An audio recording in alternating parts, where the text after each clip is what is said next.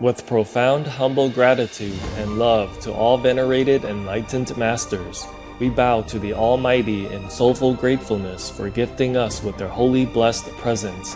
May all beings be awakened by their divine grace. Part 2 of 4.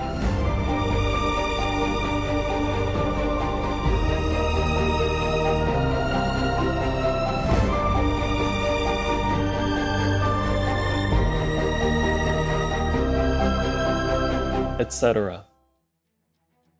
Our programs offer many languages. Please visit suprememastertv.com/schedule. Nos programmes offrent plusieurs langues. Veuillez visiter suprememastertv.com/schedule. Nuestros programas ofrecen varios idiomas. Visiten suprememastertv.com/schedule. Нашите предавания предлагат много езици. Моля вижте suprememastertv.com/schedule. There are some human beings who have super knowledge and what we call supra-intelligence, great intelligence. And even though from the outside they look exactly like us, inwardly they are not the same. And that's why sometimes if we reach such height in intelligence, we cannot express it to the other ones who are in a lesser degree of intelligence. Please stay with us for this enlightening lecture. Supreme Master Ching Hai's lectures are not a complete meditation instruction. Please do not try alone. For free of charge guidance, please visit godsdirectcontact.org or contact any of our centers near you.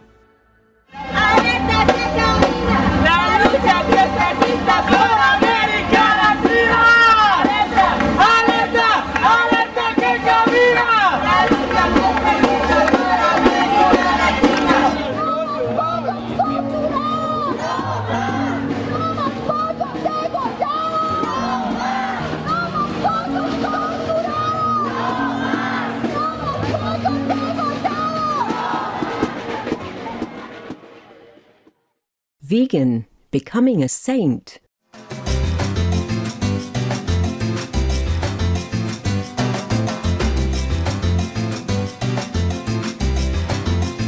Today's program will be presented in English and Spanish, with subtitles in Arabic, Aulacese, also known as Vietnamese, Bulgarian, Chinese, English, French, German, Hindi, Hungarian, Indonesian, Japanese, Korean, Malay, Mongolian, Persian, Polish, Portuguese, Punjabi, Russian, Spanish, Telugu, Thai, and Ukrainian or Uranian.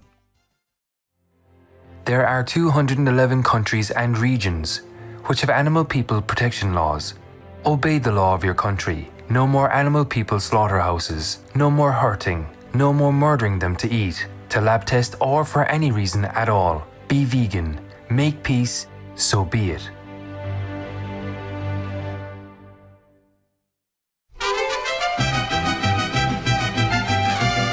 Saludos encantadores espectadores. Esperamos que las bendiciones de Dios abunden en sus vidas todos los días, llenándolos con esperanza y admiración.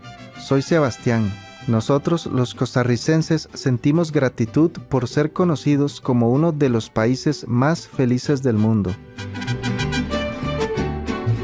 Que todos los seres tengan la oportunidad de vivir en paz y satisfacción, y que todos los humanos pronto se vuelvan veganos para hacer esto una realidad para todos nuestros amigos animales. Bordeada por el Océano Pacífico y el Mar Caribe, la pacífica nación centroamericana de Costa Rica fue la primera en el mundo en abolir su ejército en 1948. Los fondos militares se canalizaron para la educación y la atención médica. Hoy en día, los costarricenses tienen una tasa de alfabetización del 98%, y el país fue recientemente clasificado como el número 1 en felicidad en América Latina. Entre las abundantes lluvias y la exuberante vegetación de Costa Rica, más de 1.300 especies de orquídeas muestran su delicada belleza, a la vez que abunda la vida silvestre como las personas ciervos, las personas monos y las coloridas personas aves tropicales. Más del 98% de la energía de Costa Rica es renovable y la cobertura forestal del país se ha incrementado al 53%, gracias a los esfuerzos persistentes por revertir la deforestación.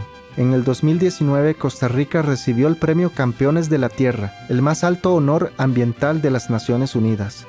Costa Rica es también uno de los primeros países en promover el ecoturismo, que incluye visitas a áreas de belleza natural. Esto, a su vez, fomenta una mayor protección del medio ambiente, para que las generaciones futuras puedan disfrutar de la misma forma.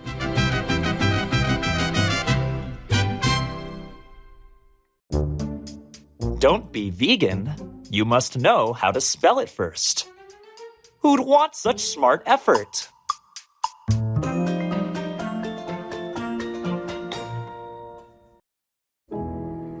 La maestra suprema Chin Hai, vegana, es una maestra espiritual, humanitaria y artista, famosa en todo el mundo. Ha sido invitada a dar conferencias sobre el método Kuan Yin de meditación en todo el mundo. Les invitamos ahora a ver Caminar por la senda del amor, una introducción sobre la maestra suprema Chin Hai. We'll search high and low for a little love to bestow on all beings in all corners of existence. Supreme Master Ching Hai, vegan. La maestra suprema Chin Hai, como afectuosamente ha llegado a ser conocida, vive un mensaje que recorre la senda del amor. Humanitaria renombrada, artista y visionaria espiritual, su amor y asistencia se ha extendido más allá de todas las fronteras culturales y raciales a personas de todo el mundo. Personas necesitadas y sin hogar, instituciones de investigación médica, veteranos de guerra, personas desfavorecidas, discapacitados física y mentalmente, refugiados y víctimas de desastres naturales, etc. Nosotros somos testigos de incontables recordatorios de la compasión, la característica distintiva de esta dama solidaria, y de la fundación internacional que ha nacido a partir de su amoroso ejemplo. Whatever we can share, begin with sharing. And then we will feel a subtle change in ourselves. More love will be pouring into our consciousness, and we will be aware of something. And that is a beginning. We are here to learn to grow, as well as to learn to use our power, our limitless power of love and creativity, in order to make a better world wherever we happen to be incarnated. Don't worry, I pray for you, okay, honey? No solo son los seres humanos los bendecidos beneficiarios de su bondad. Las personas animales de diferentes especies son también las receptoras de su ilimitada benevolencia. You okay, boy? You okay? Yeah, come on. Hey, look at you. Oh, quack. You happy? Quack. Hello, you grow so big now, you. Bon appetito. I love you. Good appetite. This is one of the reasons why we should be vegan. Love for all beings, extending love. La maestra suprema Chin Hai, vegana, nació en Aulac Central, Vietnam. Durante sus primeros años, se la encontraba a menudo ayudando a pacientes de hospitales, a los necesitados, así como a personas animales heridas, en cualquier forma que le fuera posible.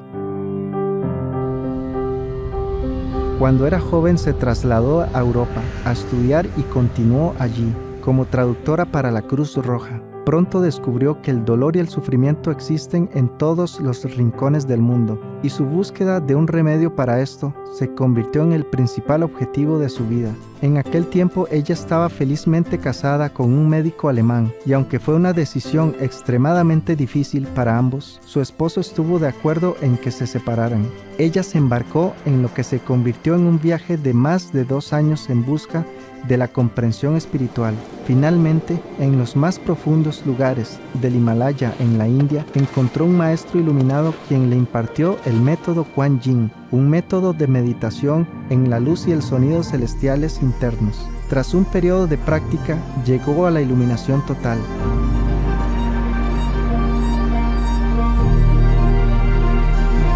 Poco después de su regreso del Himalaya, debido a la petición sincera de los que la rodeaban, la maestra suprema Ching Hai compartió el método Kuan Yin con otros, animándolos a mirar en su interior para encontrar su propia grandeza. Por medio del método Kuan Yin de meditación, ellos también han alcanzado una mayor realización, alegría y paz.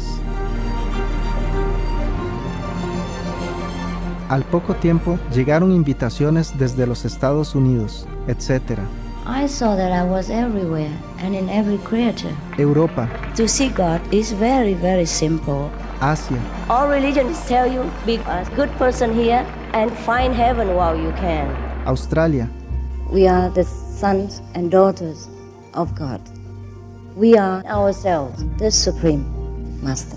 África I will show you how to get direct teaching y Sudamérica, and keep the commandments and try to lead a more vegan life. así como de importantes organizaciones para que la maestra suprema Ching Hai impartiera conferencias. The peace and love that we most often talk about and seek, we have within ourselves.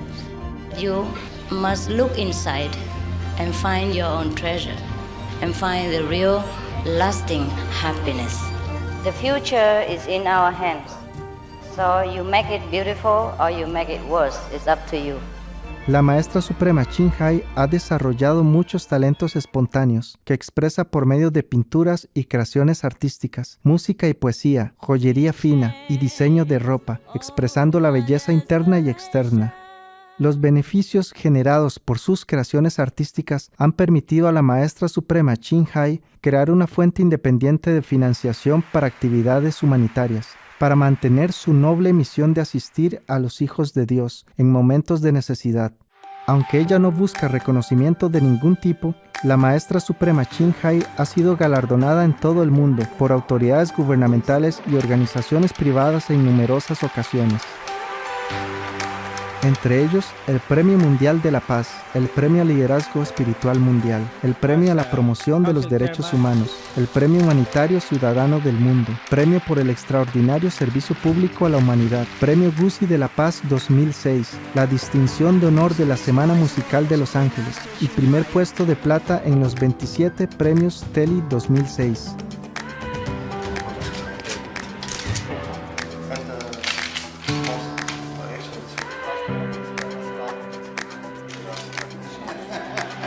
Además, el 25 de octubre y el 22 de febrero se proclamaron como el Día de la Maestra Suprema Ching Hai en los Estados Unidos. She also brings love around the world where there is hate. She brings hope where there is despair. And she brings understanding where there is misunderstanding. She is the light of a great person, an angel of mercy for all of us. Agradecer a la Suprema Maestra su liderazgo, agradecerle su optimismo, agradecerle ese don de gente que tiene que la hace tan única y tan especial. Una impresión muy grata de ver un corazón tan noble, tan dispuesto a servir. Ella está sirviendo a todos los seres humanos, está sirviendo al planeta para salvarlo, para rescatarlo. Tiene un corazón noble, pero también un gran liderazgo. Sé que van a suceder las cosas que tienen que suceder.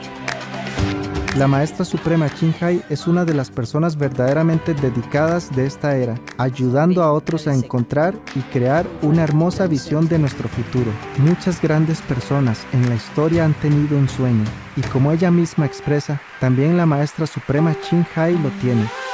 I dream that all the world will become peaceful. I dream that everyone becomes the Buddha. I dream that all the killing will stop. I dream that all the children will walk in peace and harmony. I dream that all the nations shake hands with each other, protect each other, and help each other. I dream that our beautiful planet will not be destroyed.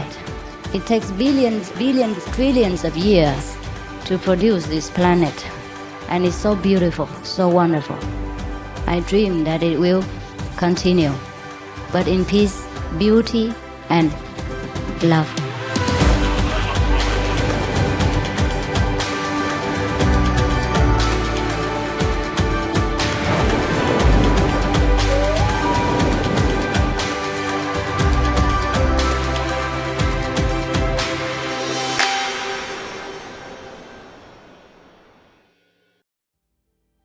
Los Estados Unidos han sido honrados en muchas ocasiones con visitas de la Maestra Suprema Ching Hai, vegana. En 1989, en respuesta al anhelo sincero de los buscadores de la verdad espiritual, ella viajó al país para impartir su sabiduría y sus perspectivas. En esta fascinante conferencia, la maestra expone varios temas que incluyen las formas de distinguir a los maestros verdaderos de los falsos, alcanzar nuestro potencial interno más elevado a través del método Kuan Yin y la facultad de la omnipresencia de nuestro verdadero ser. Ahora los invitamos a acompañarnos en la primera parte de esta iluminadora conferencia titulada ¿Cómo lograr tu poder interior de mayor potencial?, impartida por la Maestra Suprema Ching Hai, vegana, en San Francisco, California, Estados Unidos, el 24 de mayo de 1989.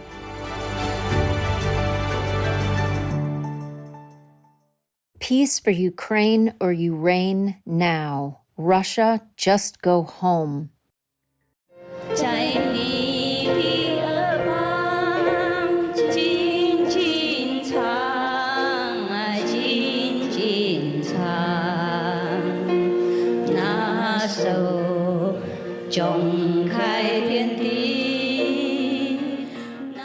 Of many questions before I studied the Master's teachings, I read the Book of Changes, 易经, trying to catch the flow charts of my fate. I observed the living surroundings, feng shui, the elements of water and the wind, trying to better my fortune. I prayed and made many wishes in temples. However, all the efforts were in vain. I was finally tired of those useless philosophy, obsolete doctrines, and miracle stories. I wanted to have something real that I can see and I can hear myself. Last spring, Supreme Master Ching Hai helped me open my inborn enlightenment. Since then, everything around me has changed. In fact, nothing around me has changed. I changed my perspective of life. Every morning, I feel happier than yesterday. The Supreme Master Ching Hai has helped thousands of people recognize that the truth, the enlightenment, is tangible, is real, and we can use it in our daily lives. I believe that you also have lots of questions. Please get a piece of paper and write down any questions concerning your beliefs. Master will reserve some time to answer your doubts. Ladies and gentlemen, please help me welcome Supreme Master Ching Hai. Thank you.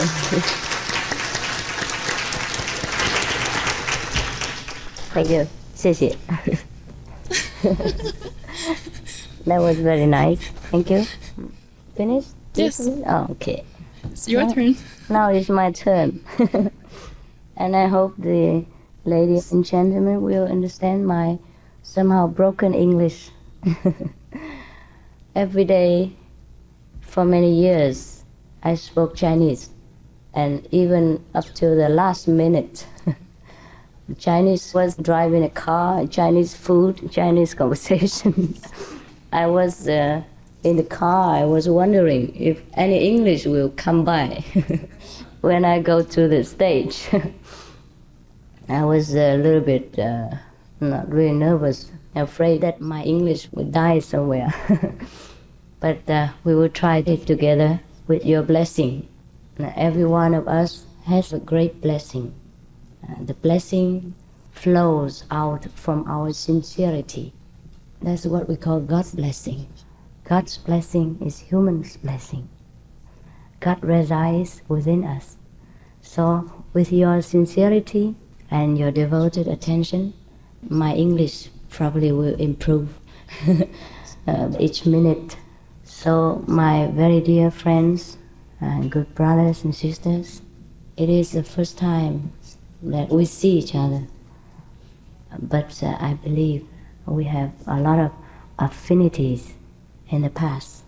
According to Buddhism and even Catholicism, we believe there is life after life. We believe there are many so-called cause and conditions. Whatever happens today, this is the fruit of what happened in the past. That is the law of cause and retribution, what we call karma in Sanskrit. Karma, it just means whatever you sow, the same you shall reap in Christian terminology. You understand my English? Yeah, it's okay? Oh, you're very kind. Then I will get encouraged. I'm so happy. I'm so happy that you, the ladies and gentlemen of a very busy society and very high standard civilization, would save a little bit of your very valuable time and even come here to listen to a stranger coming from a strange land. I'm so happy. It means God's blessing is with us. I'm surely doing something well. All of you are probably expecting me to say something more than just politeness and how are you and weather is fine. So I will get right to the point, not let you wait too long. Is that okay? Yeah. Everyone's comfortable? Yeah. You see, it's not the first time that I give some information in America, but before it wasn't very publicized, just in New York, in a small group of people. But anyhow, I was thinking, if we have some good things, then we are obliged. We have the duty to share it with our fellow beings, with our friends and brothers and sisters, whether they accept it or not. That is their full right. But I have the duty to proclaim it, to introduce it, and then let our brothers and sisters make the choice. Therefore, I feel bound enough to come and share with you this joyous occasion. It's a blessing from heaven or from whatever the mightiest power that you might name it. In different countries, we call this power by different names. In Chinese, they call this Tao. In Sanskrit, they call it Buddha nature. In other schools, they call it Chan or Zen. In Christianity, they call it God's blessing or heaven. But where is this heaven? We look in the Bible and it says, heaven is within us. I mean, in our heart. But if we operate on our heart, would we find any heaven? No, that's true. Yeah, we have, some people have heart attack and something like that, and we open it, see nothing inside. So there must be something else besides this physical heart. So actually, the ancient people, when they say heart, they mean our wisdom, our thinking. It's not this physical one. So how is it that the wisdom would be called heaven? Because if we have this wisdom, we feel we are in heaven. We feel so happy, so satisfied. Today, while driving to San Francisco, we live in San Jose at the moment, at my disciple's house, and she drove me here. We were talking on the way. She was telling me that since initiation, after learning the method from me, then she was practicing not quite very diligently, just off and on. Yeah. And then I asked her, have you acquired any blessing, meaning any satisfaction? She said, yes, definitely. Inside, I feel so satisfied and so joyous. But outside, there are some people who do not understand. She cannot use the language to express her own inner joy. Therefore, it's kind of creating some misunderstanding, because the language is not enough, it's not sufficient to describe this kind of inside joy. It's a heavenly blessing. Because the word of heaven and the word of ours are different, because they're different spheres. It's just like the word of animal people and the word of humans are different. Even though we are living in the same world, animal people and us sometimes are living in very close contact. But the animal people will not understand us very well, and we do not understand the animal people. Of course, there are some animal people who are almost like humans, like the dog, the cat people, or the horse people. Sometimes they can feel almost like how human beings feel, and they can respond in a very humanly way. And we seem to establish that between the man and the pet person, there is some kind of a very, very close affection, no? Yeah. And we think we understand each other. Even then, there is still a big gap between a man and the animal people. Similarly, there are some human beings who have super knowledge and what we call supra-intelligence, great intelligence. And even though from the outside they look exactly like us, inwardly they are not the same. And that's why sometimes if we reach such height in intelligence, we cannot express it to the other ones who are in a lesser degree of intelligence. Is my English still clear? It's okay? Yeah? Thank you so much for your kind support. I don't know how many 10 years since I use English. Since I left England, I hardly use English. Even in Germany, I would speak the German language. So since then, I think it's been about 10 more years now. I'm so glad to exercise my tongue again. I love to speak English. Yeah. I just have no chance, and I was so afraid today I might not express myself very well. So now we come back again to our topic.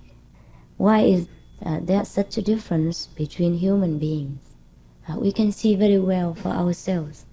In our daily life, we meet different kinds of people. Yeah. For example, the scientists, they are a little bit more intelligent than the average people.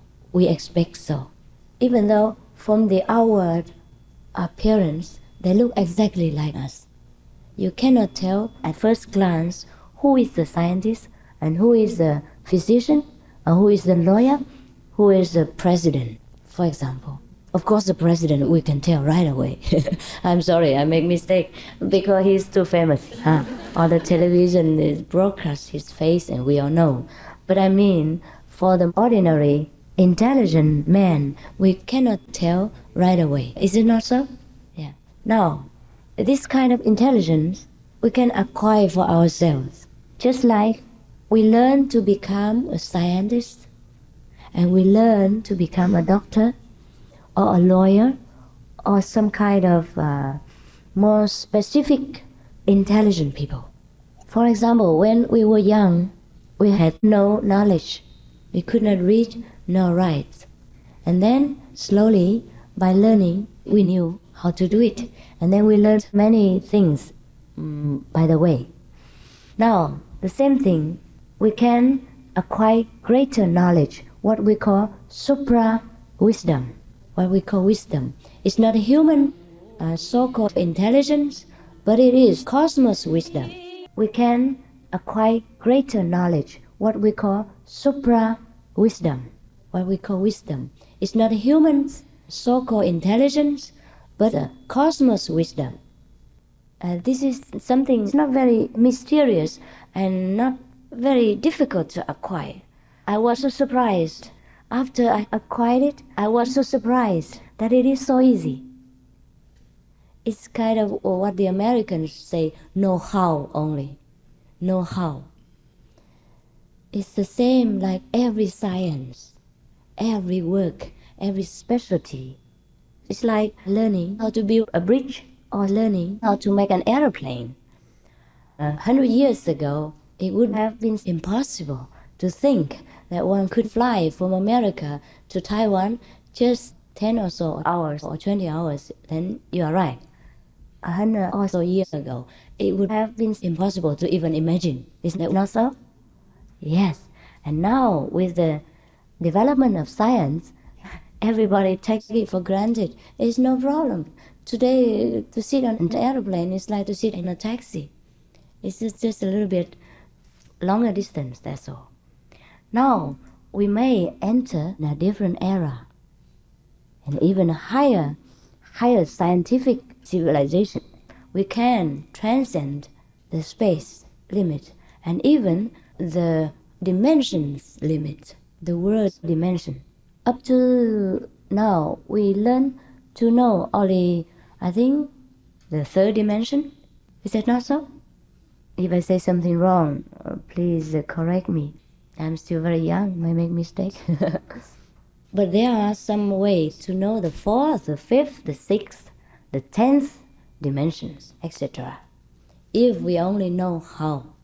This kind of transcendental way we can acquire through our own effort by the help of someone who has already known the way. And that is very easy to understand, no? It's just like you want to become a doctor, then you go and find a doctor and find a medical school and learn with those who are specialized in the field. And then after some time, some years, you become a doctor. Simple as that.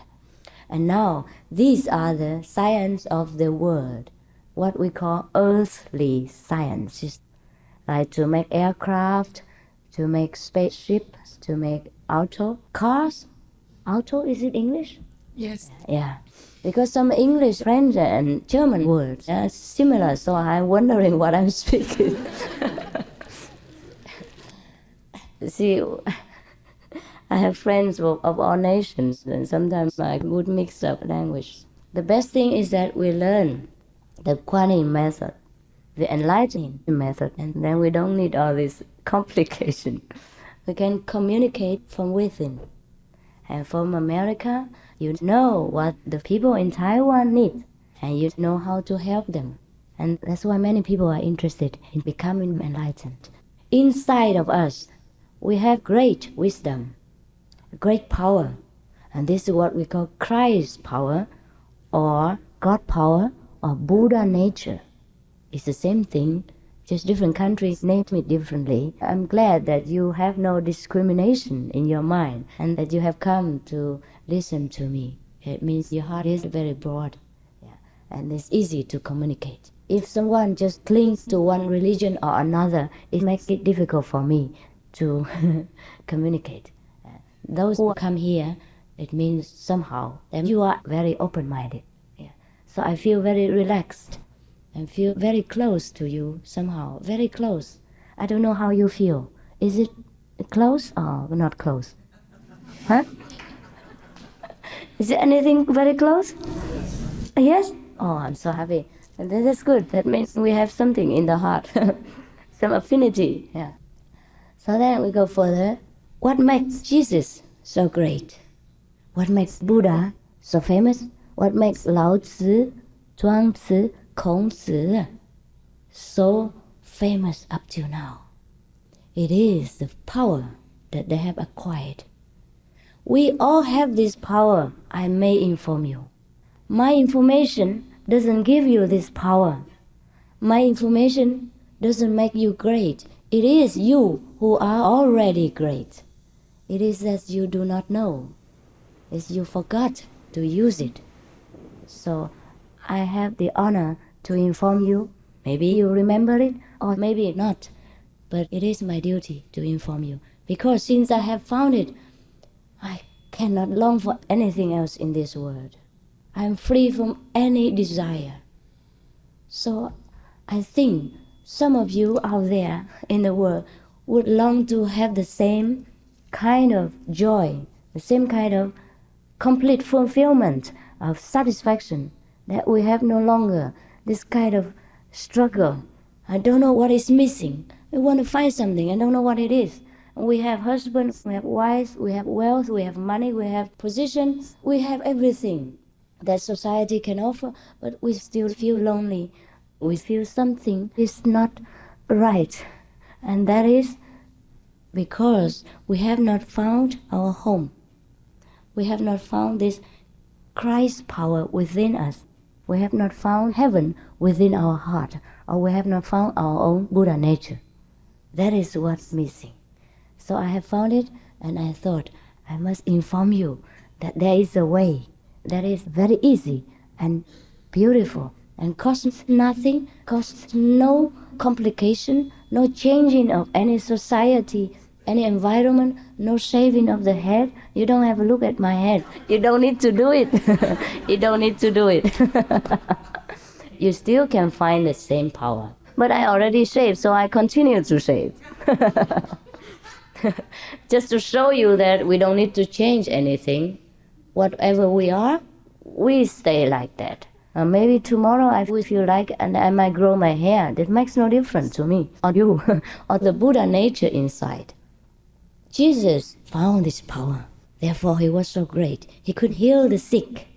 He could open the wisdom eye. He could take people back to his Father. Therefore he was great. Buddha found his power. That's why he was a Buddha, a well-honored one, the most honorable among human beings and gods. I don't mean the greatest God, the Almighty. I mean the small gods, the devas. There are great gods and small gods. So he was greatest among gods and men, because he had found his power.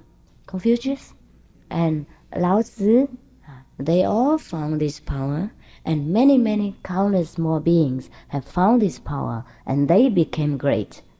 Whether they are famous or not famous, it makes no difference. They found it, and that's it. And that makes them happy. That makes them joyous and mighty. We are human. Every religion would tell us humans are the best kind of beings that we can get. Even the angels have to bow to human beings. God says so. When God made human beings, He has told the angels they had to bow to us. And then one or two did not bow. So God punished them and sent them to hell. That was Satan, the one with the two horns and ugly looking. I have never met him, so actually my description is not very dependable. I can only tell you about God, how beautiful He is.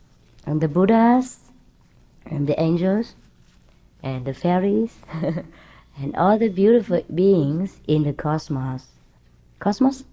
Yeah? Yeah. If I tell you something wrong, please correct me immediately. Let me have a chance to learn English. Like this, I can tell you from the beautiful side. Yeah, the ugly side I've left behind so long ago, I might have forgotten what it looks like. Yeah, but if you like, maybe you can go to hell and have a look.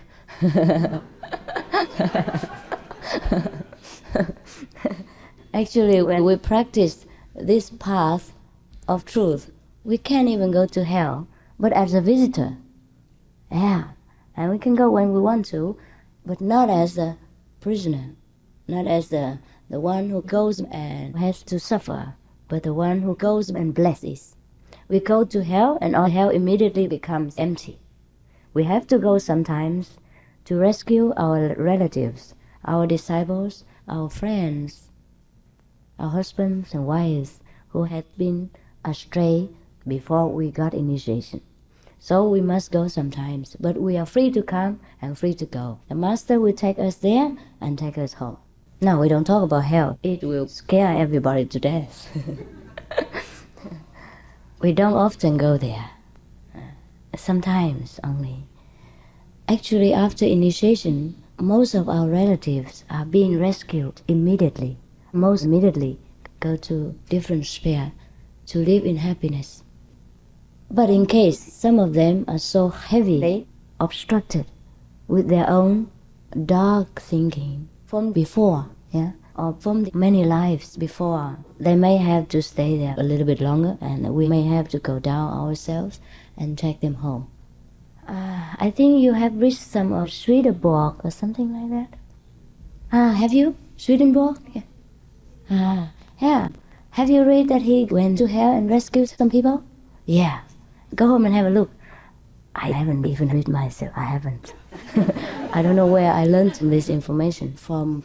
I haven't read him. Okay. But you may read. It's very interesting. Now, he is not the only one. Buddha also went there. Buddha's disciples went there.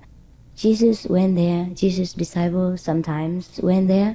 And our disciples also go there.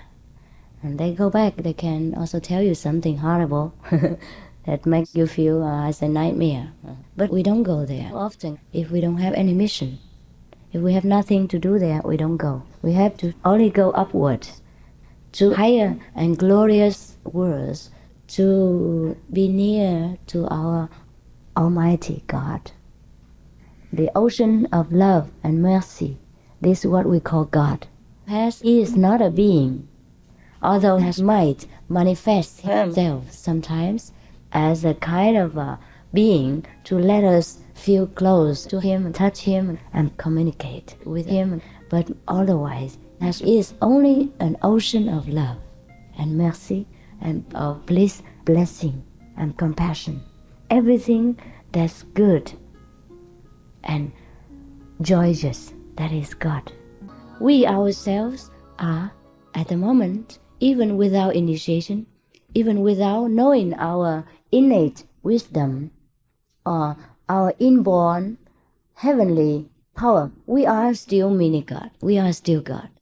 Anytime you manifest love towards your neighbor, towards your children, your friends, your relatives, or anyone in need, at that moment you manifest God. Understand? So, the more we manifest this kind of compassion, love, mercy, and wisdom, the more we are near to God. But God, in this sense, is too limited. We can only love one or two persons, and we can only help a handful of persons at a time. God, in the ultimate sense, can help the whole world. So this is the goal we strive to achieve. That is what the Buddha achieved, what Jesus achieved. Actually, Christ is not his name. You must know, Christ is a title. It's like Buddha is not his name, it's a title. It's to indicate an enlightened being, an almighty power. And when we acquire this power, we become Christ. Maybe Marilyn Christ or Joseph Christ or Smith Christ, because he was Jesus Christ. But we become a different Christ because our names are different. So therefore, we can say Sakyamuni Buddha, or we can say Sakyamuni Christ. It is similar. It's just a different country, they call it a different name. I think there was a Hebrew name for an enlightened master. It's a Messiah name, the name for the Messiah, no? I think it is like that. If you have a Jewish people here, please inform me more. It's just like in Sanskrit, they call an enlightened master a Buddha. And now in modern times, we call him a guru. And to make everybody confused. Why is a guru different from a Buddha? Actually, a real guru is a Buddha. A Buddha means a guru. Guru means a darkness remover. It means the light giver. It means when you associate with this kind of person, he will remove your darkness of ignorance and give you light. Therefore, Jesus said, those that follow me would never walk in darkness. He said, I am the light of the world. But he also said, as long as I live in the world. He was afraid that our later generations would misunderstand him, that he would forever be the light giver. So he had to say, as long as I live in the world, I am the light of the world. He wouldn't say, I am forever the light of the world. And he said, after I go, I will send some comforter and to bring the later generations home. So do not grieve for him. He means when he dies, another will come. It is like that. Just like when somebody asked Jesus who he was, he said, I forgot the saint's name, but he meant that he is the incarnation of those past saints. Is it not so? Have you read? Yeah, that's good. At least somebody gives me some support. Because sometimes we read the Bible and we quickly forget, or we might overlook this information. And when I talk again, it seems like very strange information, but in fact it is there. It is ancient information. It's not my information.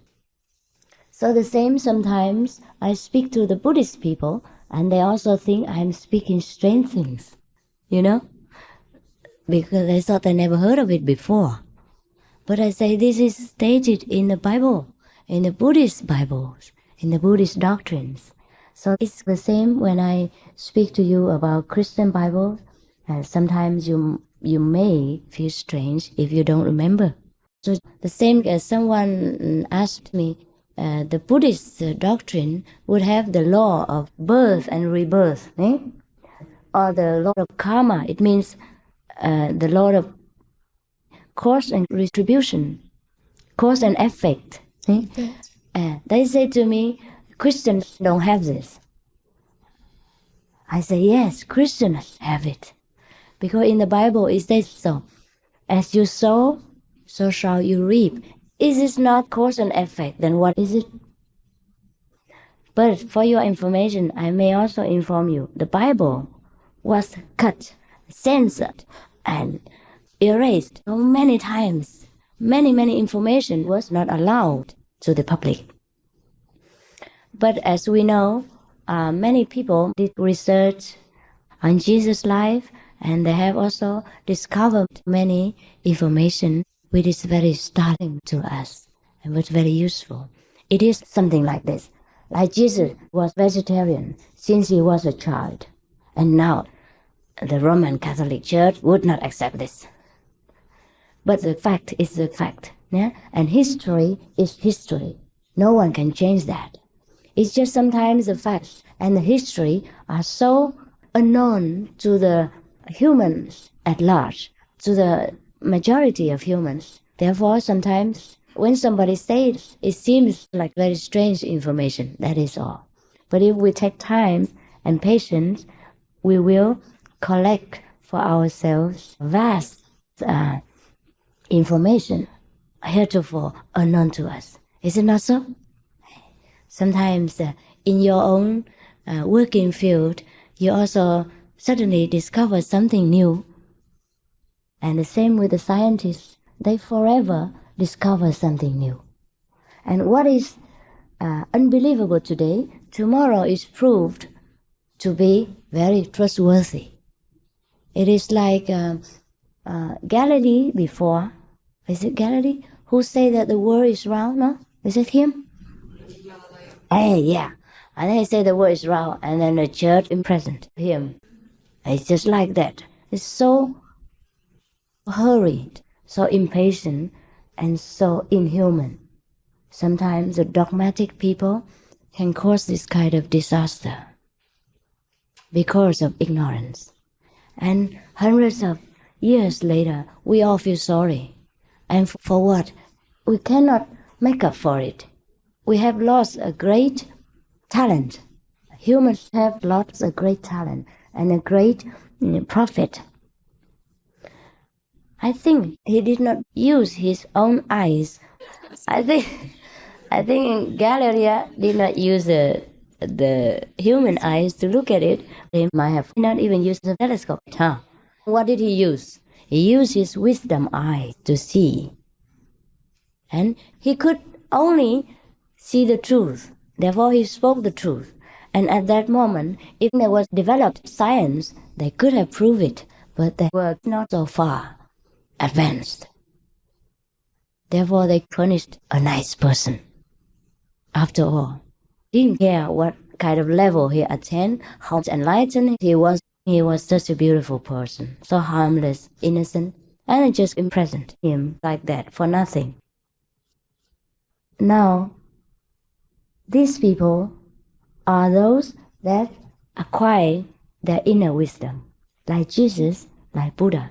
They were so ahead of their time that people couldn't stand them. We can just say it that way.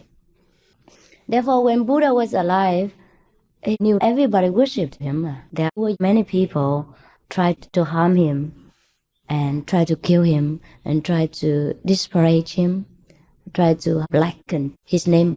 when Jesus was alive, of course many people worship him, but there were many people harmed him and tried all kinds of tricks to kill him.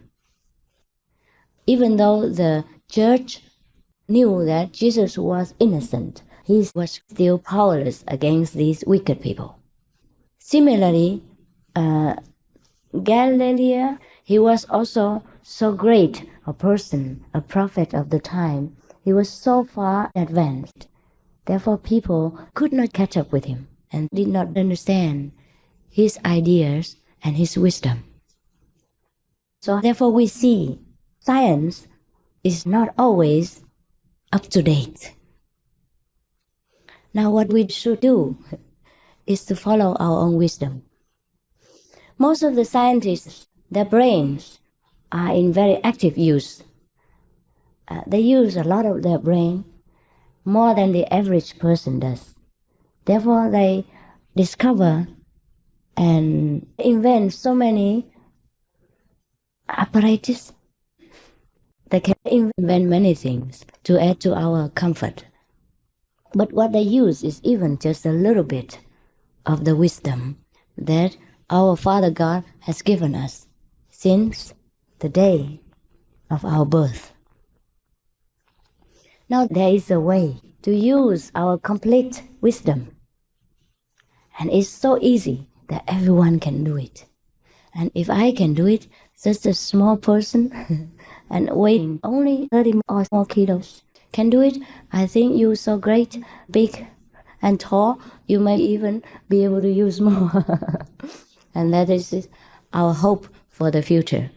Because we can't always rely on material science. We have to also rely on this kind of spiritual science, which brings us so far in advance into the worlds beyond the world, and that give us joy and meaning to our existence. Because I think, more or less, most of us always wonder, what is human existence for? Why is that God make us live only 400 years and then he would let us die? It seems a waste of time. Imagine if we lived longer, a few hundred years, a few thousand years, we would accomplish more, no? Yes, truly it is so. There is a way to live longer. But we do not live longer in this body. We have to live longer in a different body. There are some bodies that can endure several hundred years. There are some bodies that can endure several thousand years. There are some kind of bodies that can endure several millions of years. And there is a body that can live forever. And that body is a wisdom body. And we have to use a wisdom method to achieve it. Just like we use a medical method to achieve a medical doctorate degree.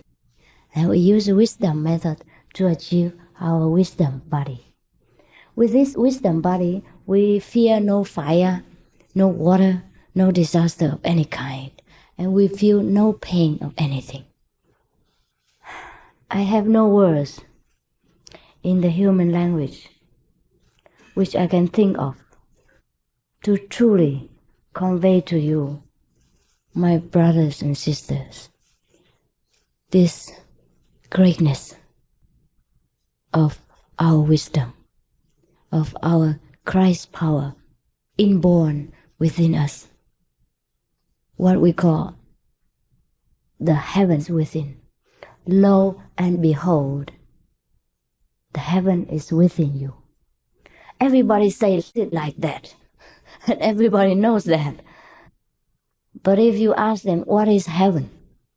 And where is it within? And what does that heaven do to me when I carry it around 24 hours every day? What could it do for me? What is its use to me? What is the use of that heaven within me that I'm every day miserable, struggling in this meaningless world and have to deal with all kinds of vexations and jealousies and all kinds of from inside and outside bad influence. And then what is the use of you talking to me about this heaven? Yes, I would agree with you. It's no use. Only if we know it, we possess it, we make use of it, then it begins to become useful. Otherwise, you can carry it 100, 1,000, 1,000,000, or billions of years, and it makes you nothing more than just a human, a worm, or a lion, or a tiger, be what you may. Only if we know it, we possess it, we make use of it, then it begins to become useful. Otherwise, you can carry it 100, 1,000, 1,000,000, or billions of years, and it makes you nothing more than just a human, a worm, a lion, or a tiger person, be what you may. It is like that we have to know this heaven, that I have to come all this way to inform you, that you may know your own treasure. Whether you believe me or not, I just rely on your wisdom. But it is easy to believe because one has the proof. After one gets the initiation, immediately one has proof. And every day more proof. Every minute more proof. Every second you live in a different world, in a different mental outlook. The world doesn't change. My friend just said to you, the environment didn't change, she changed. Yes, because we cannot change the world. Doesn't matter how advanced we are in civilization, doesn't matter how much material comfort we have, we all feel the same misery. Isn't that so? We still have to deal with our vexation. And this vexation money cannot remove. Happiness, money cannot buy. Therefore, we read newspapers, we see on television so many millionaires commit suicide. So many great persons cannot bear the burden of this world, and they end their life tragically. It is because they forgot their everlasting treasure. They rely on the ephemeral treasure. Therefore, Jesus says, lay not your treasure on earth, where the moth and rust can corrupt, but lay your treasure in heaven, where it is forever lasting. He means find your own treasure, the everlasting treasure. Then you can always draw from the source, and it will always supply. Therefore, this is infinite blessing. I say again and again, I have no words to so-called advertise it. I can only praise it. I can only hope you believe my praise. And I can only hope that my so-called radiations, my energy, my magnetic field will somehow affect your heart and lift you up to that kind of joyous feeling, and then you would somehow believe. And after the initiation, you can truly know what is the meaning of my words. Now I'm only advertising for the cookies. You have not tasted, but the cookies are free of charge. Therefore, I don't know what else can I do. If you tell me to come and sweep your house to prove that I'm sincere, I would do so gladly. If you tell me to shine your shoes to prove my sincerity, my selfless service, I would do so immediately. I have no way to convey to you this great blessing which God has bestowed on me and which I have the right to distribute. He doesn't only give it to me, He gives me the right. He allows me to distribute the same to everyone that comes, free of charge and free of any condition and any taint of material desire. Now, I think we have made some communication. Have you felt something of my sincerity? Should I continue, or have you been sent to sleep already? Not yet. Okay. Then I continue to say a few words more, and then I let you ask some questions. Any kind of questions. When I'm speaking, if some questions flash through, you note it down, and later you can give it to me. Any kind of questions, I would answer. Before, I had not met this method. I had not practiced. I had not gotten in touch with this great blessing of wisdom. I had tried many kinds of things. I did any kind of social work. I felt obliged to help those in need, just like some of you here would do. But then, the more I help, the busier I become. And the more it feels like you don't help enough. It feels the more you help, the more people need. It feels like your time and your energy are so limited, and the world is so vast, and so many people are suffering, and you alone, or even 100 of you could not help that many people. And then I was thinking, what did Jesus do that he could help so many people? And what did the Buddha do that people say that he could be at any time, anywhere, at the same time? I was thinking very hard. And then I thought, hey, this won't do. Because I'm already very small in stature, and my energy is limited. I can only do so much, and then I collapse. So what did the Buddha do that he didn't collapse? That he helped so many people. And I read the sutra, the Buddhist doctrines, the sutras. Sutra is a Sanskrit name for doctrines or scriptures. I read that the Buddha, he could use his manifestation body to appear in any place at any time. And so we call it in Christian terminology, ever-present, no? Omnipresent. Is that so? Yes. So you see the Buddhists and Christians are speaking the same thing. Even in Hinduism, they talk about omnipresence. That means you are anywhere at any time at the same time. And you are here. That is what being omnipresent means. And now, can we acquire this omnipresent status? Yes, we can. Buddha can. Jesus can. And somebody else here also can. I would not mention it. Can you guess who? Yes. You can guess. I would not say it is embarrassing. Now, if somebody can be omnipresent, can you imagine? Isn't that so great? Yes. Yes. And we think only Buddha can do it. Only Jesus can do it. And we think Buddha appeared only once in millions of lifetimes, and Jesus only came once in many lifetimes. And this is not logical. It is like we humans, in any era, any period of time, suffer illnesses. So in every period of time, there has to be doctors, has to be physicians to heal our sicknesses.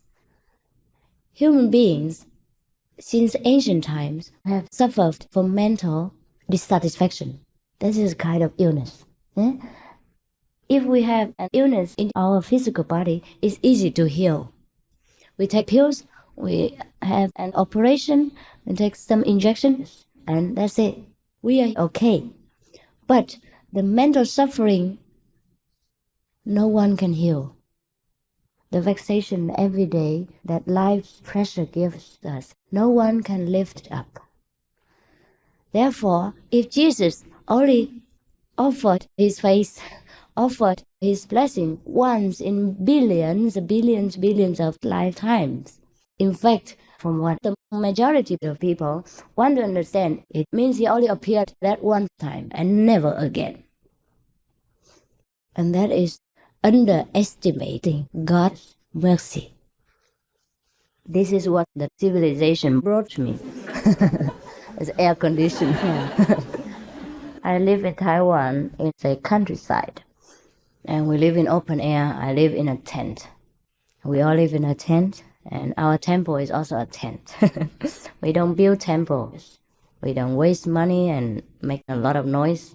So we live in a tent. And we live in open air every day. And now I was stuck in this air-conditioned, packed full jumbo jet. And immediately got cold. And this is civilization's advantage. I can't help it. I'm too sensitive. So, actually, you don't look at my example. You look at me, I'm so small and so skinny and so sick. You think to practice this method has no use. Oh, it has any kind of use, all kinds of uses, except when you are a master, then you have no use for it. If you are a master, you can give only, you cannot take. That's the difference. Your disciples are very comfortable, enjoying all kinds of joys, happiness, blessings. But the master has to suffer. That's why we say Jesus came to uplift mankind, to cleanse their sins. And he himself had to be crucified. He himself could not enjoy any privilege. Therefore, people scolded him. People crucified him. People criticized him. So, Buddha was also the same. He also suffered from illnesses and from people criticizing him and all kinds of petty things. Anyhow, so don't feel scared. Once you learn this method, you are protected 100% blindly by God power. The master is an exception. The master has to endure all kinds of suffering, and that's the difference. The master alone has to suffer. Everybody else can enjoy. But this is the joy of being parent. Just like the joy of being parents. Yes, the children enjoy all comforts, and the parents have to work hard, provide all things, and take all responsibilities. We don't complain to be parents. So one should not complain to be any kind of master. Yeah, a real master has to suffer. So, no problem. Now why am I going so far? Where have I been before? What did I talk about? Before that, before the cold. Before the cold, what was it? Yes. Oh, yeah. But that was because I was talking about suffering. Before that, what was it? I didn't. No, that's also included in the suffering. What was it before that? Cause and effect. Cause and effect. Yes. Omnipresence. That's good. That's more important than who is living in a tent and who is having cold. It's like this. It's also not because of the civilization. It's really unfair. Even the cigarette.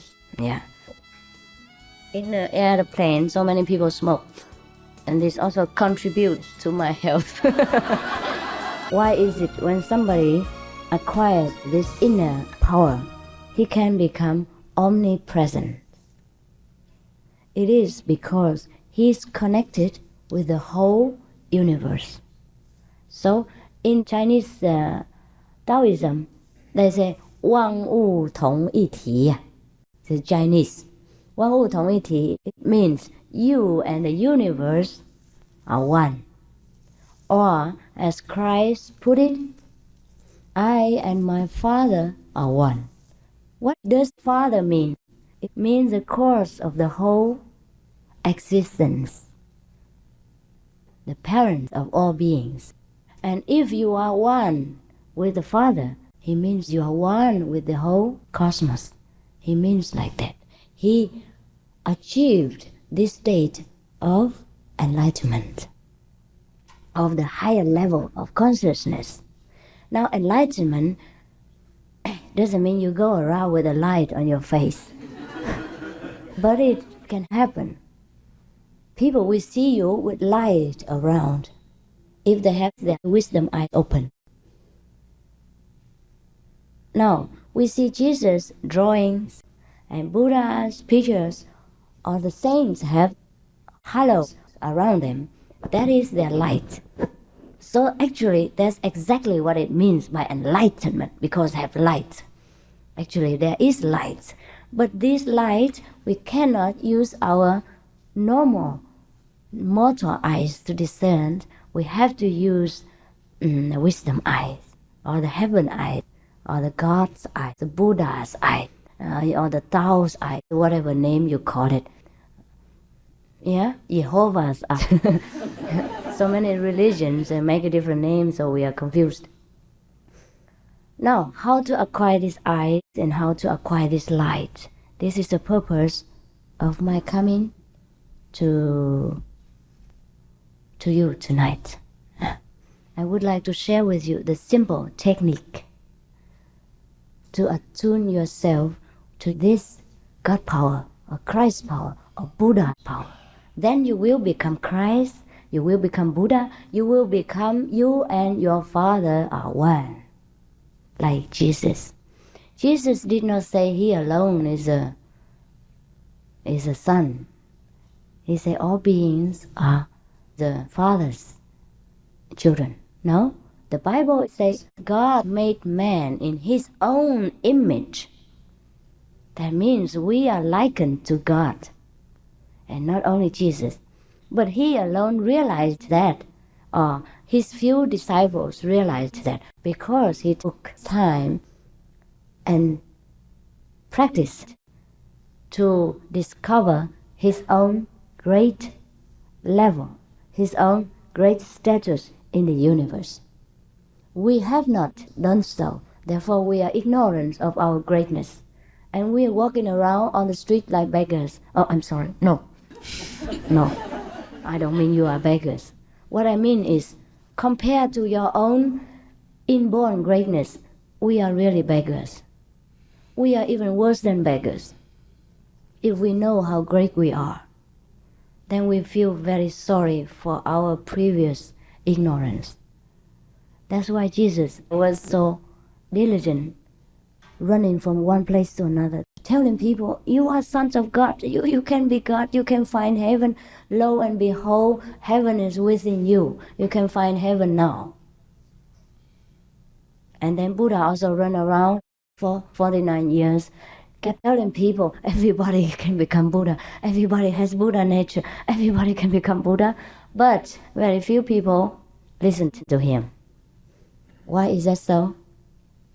Because we are so deep in our own habits, in our environmental effects, and we forgot. We cannot imagine there is anything else beyond this world. We cannot believe there is any more happiness than our money, cars, homes, husbands and wives and kids and all this. Because the world binds us down to this level of understanding. They want us to understand that, only that, nothing else. And we are busy every day, so we have no time to think. Sometimes it flashes in our minds very quickly. Hey, yes, what is it? What is this life for? What is it? I want to know heaven. I want to know God. How to know it? And then the next minute the kids come and, Mama, I want this, I want that. Or the husband comes and then the two of you fight, and then that's it, heaven is gone. And then the next minute you completely forget about heaven, and God is thrown into the dustbin. You don't know him anymore. You only know your vexation and how to argue with your husband or your wife, or tell them to shut up. and then you're so vexed, and then you go and turn on the television, and then you laugh with these comedians, and then that's it. And that's our heaven. And it's just the pity we live day to day like this. And we don't need the TV to become happy. We don't need the comedians to laugh. We can laugh every day within ourselves if we know where heaven is and how to find it and how to discover it and how to use our treasure every day. And not only we can use it, we can distribute it. Someone who knows the heaven within radiates a kind of beautiful, blessing energy around him or her, making everyone else just look at them and feel happy, feel trusting, feel assured, feel very friendly, feel very close, and feel comforted. Therefore, Jesus, after he acquired this power, he could loudly and proudly say, "Come to me, all ye that are heavy laden and tired, and I will quicken you." He meant he could do that. He did not boast, he told the truth. And may I repeat that here, the same thing. Because I don't do anything different than Jesus. We have the same mission. I understand this gives you a shock. But if I don't say that to you, what else would I say? What am I here for? Actually, I'm so ashamed to say that so quickly. I meant to leave it, but I think it is my personality. I'm too straightforward. Sometimes I cannot conceal things, and I forget. Sometimes I'm not flexible enough. Often give people a shock. I just speak like a bomb, and then people cannot accept it. But never mind. Whatever has to be said, it is God ordained. And if He meant you to go home, then you will go home. If your wisdom is open enough, you would believe whatever I say. When it's not open enough, whatever I say has no meaning to you.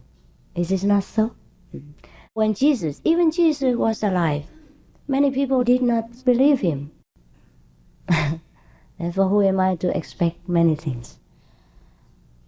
Today is the first day, and I was thinking, how would I make friends? How would I make you feel that we are long-time friends?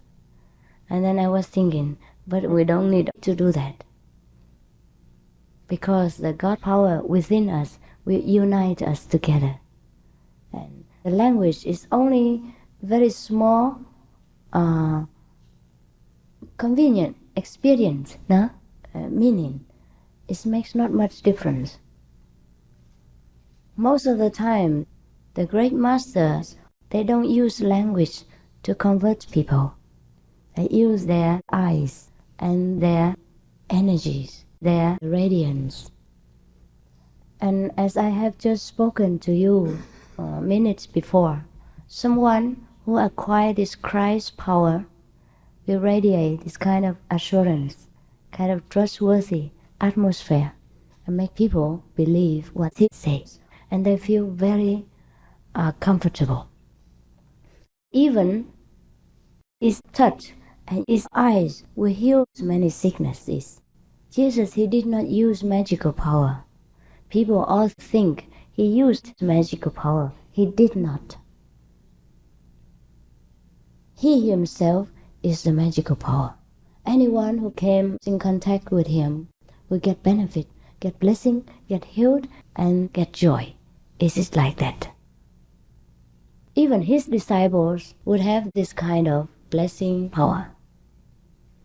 Today in the car again, we were speaking about the benefits we disciples derive from practicing this Kuan Yin method. Now, what is Kuan Yin? Kuan Yin means you contemplate the inner vibration, the inner music. The inner, I cannot say it's music, but that again, I cannot say it is not music. And yet, I cannot say it is a vibration. I don't know what it is. In the Bible, it says the word, the sound, the vibration. So it says, in the beginning was the Word, and the Word was with God, and the Word was God. And everything was made by this Word, and nothing that is made is not made by this word. Word means sound, vibration, inner music, celestial, I'll say. Internal divine sound? Yeah, that's it. Thank you. We Chinese say, 那个振动力呀, it means inner vibration. But this vibration, we cannot use the ears to hear it. We cannot use any kind of our human sense organs to touch it or to grasp it. We have to use our inner senses. The inner sense is from the inner self. The inner self is the real self. It's not the body. The one who inhabits this body, that is our real self. And when we hear this inner wisdom or inner vibration, that means our inner self has been awakened. So when we say somebody experiences a great awakening, that means exactly like that. Awakening, who is awakening? Every day our eyes are so big and open and we are not awakened. You must be joking. No, I'm not joking. We are not awakened. We are only awakened when we are enlightened. When our inner self awakens, now it is sleeping. Therefore, we cannot experience the inner world or the blessing from God or from heaven. We are in this world. We are living, swimming, suffering in this material, physical, mortal world. So we are dead. Oh, sorry, I shocked you again. We are alive again when we are awakened, when we experience the awakening from within, when our real self, real person awakens. The Prince will come and give us a kiss of life, and we awaken. And that is the moment of awakening, as a called enlightenment. It's all the same thing. And now, why did I say we are dead? Because we have eyes, but we don't see much. We only see from here to there. We have ears, but we don't hear much. We can only hear a little bit, a very short distance. And we don't hear the celestial music. We don't see the heavenly abode. Abode? Yeah? So we are blind, deaf, and dumb. Yeah, this is a pity. We have great eyes, great ears. We can hear 1,000 miles. We can hear from here to Taiwan. We can see from here to Germany. We can see from here to heaven. We can see from here to hell, and we don't use it. So we call ourselves deaf and dumb and dead. It is like that. We move within a limited space and time. We can walk about 200 miles and then we collapse. So we have no power. We can see only a little bit, and we can be awake only for a certain amount of hours, and then we have to close our eyes and sleep. But there is a person who never sleeps, who doesn't need sleep, who doesn't need to eat, who doesn't need to do anything, and he knows everything, he sees everything, he hears everything. That is our true self. That's what we call God, Christ's power, or the Buddha nature. And we have to awaken that person. That's called awakening. After we awaken that person, we will be omnipresent. Slowly, slowly, we will become, I and my Father are one. We will know everything without knowledge. We will see everything without looking. We will hear everything without listening. Therefore, in the Bible it says, hearing you hear, but you do not understand. Seeing you see, but you do not perceive. That is the meaning. It's like what I have just been explaining to you. Seeing you see, but you do not perceive. Hearing you hear, but you do not understand. What is that? Hearing and not understanding. What is that? Seeing and not perceiving. It is because our seeing is not really seeing, but an illusion. The real world is beyond our physical eyes. The real world is beyond our physical ears. We have to awaken the real selves in order to experience, to perceive the real world. That is what the Bible means. By seeing you see, but you do not perceive. And after we are awakened, we are connected with the whole cosmos, with the whole universe. And then we are no longer working alone. We work with God power. We are connected like a network. You understand? Just like we are connected together by the radio television network or the telephone network. You understand? Just dial a number and then everybody knows what happens. Or just broadcast some news and then the whole country, the whole world knows what happened in America or what happened in Taiwan. And that's a network. But this is a physical network. And we have a finer, a more subtle, a more super network. And that is what we call being a co-worker with God, a co-worker with the cosmos, a co-worker with the Buddha. That is what we call becoming a Buddha, becoming the all-knowing, mighty, omnipresent. And then you can stay here and talk, and then you can also at the same time appear in whatever country that needs your manifestation. That is called omnipresent. Then you can sit there and listen to me, and at the same time you can manifest many bodies and go to different countries or different places to help people who call you for help. That is being omnipresent. And that is a great goal that we should set before us and which we can achieve. And it's very easy by devoting about 1/10 of our everyday time, and we can achieve that in a short while. And even if we don't achieve this omnipresent status, we can achieve a great power and great benefit for ourselves, our relatives, our friends, our neighbors, and our countries. We can radiate light to heal all the many miseries in the world and can help many people. One of my disciples, he is a doctor. He's very young. He just graduated, understand? Just graduated. And he has no experience with surgery. But anytime he operates on anyone, that person, he is sure to recover in 2-3 days. And these people normally have no more hope. Like one case, today we were talking in the car again. One of my disciples, she's there. Her son is a doctor in Taiwan. And her son is very young and has no experience in surgery, just graduated, a new doctor. Normally, he's not allowed to do any independent operation. You know that, huh? A newly born doctor.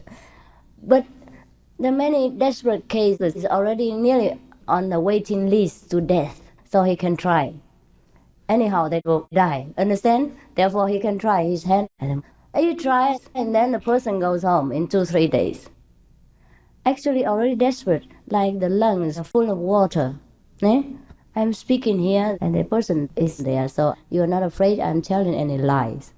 Today we were driving here, we were talking again, and they kept thanking the master how much benefit they get and how much they can benefit others. Therefore, it became again a topic. Now that doctor, anytime he touches any person, that person immediately goes home. And other doctors say, how you do that? You understand? He doesn't know how even. This is just a very small aspect of this Christ power or the God power that I meant to convey to you, that you yourself have. Not that I will give to you or anyone gives to you. God gives it to us. We are born with it. God is so merciful that when He sent us into this world, He was worried that His children might be in want. So He provides us with anything, everything inside. It's just we forgot how to use it. And then we come here, we feel so lonely, helpless, powerless, and we are miserable. And we are unhappy. Therefore, the most happy person in the world is not really happy. Because if he doesn't know where his real happiness, where his everlasting happiness lies, then he is not really happy. So therefore, everybody has some kind of frustrated feeling something's missing, don't know what it is. Doesn't matter how much money we have, doesn't matter how beautiful our wives, our husbands are, somehow we don't feel completely satisfied. Just like when my disciple today mentioned, she is now fully happy inside, very satisfied. I said to her, I'm happy for you. And even then you don't practice very well. You're not very diligent. And you still have so much benefit. She said before, every day she got a headache, was dizzy. The whole body wasn't in order. And after initiation, of course, eating vegan. And now she's so healthy. Therefore, her family completely supports her. Thank God that she manifests some sign of physical benefit. Otherwise, the inner benefit, no one can tell. Understand? This is only physical manifestation, and so little as that. And even though she doesn't practice well, she's a lousy practitioner, I might say. I can say I'm happy for her, even with just a lousy devotion, you still can have so much benefit. Then do not doubt that a person who devoted completely body, speech, and mind, the whole body and heart for God, understand? For the path, for the practice, of course she or he will get the healing power, the whole benefit of God's blessing, and then she or he can give it to others. So there's no doubt about that. That means even though she practices so lousily, she got so much, many other things that she's completely satisfied inside. Before she did not know what she lived for. She was depressed, this kind of depression. And now she's completely happy inside. And nobody knows that except seeing that her body is healthy and she has no more sickness and all these kind of things. This is petty, insignificant benefit. But that got some good points, because then her family is seeing that she doesn't go berserk. So they support her practice and do not hinder her. And that's the only good thing about that. Otherwise, this is not what we are looking for. The physical benefit is not worth our intention.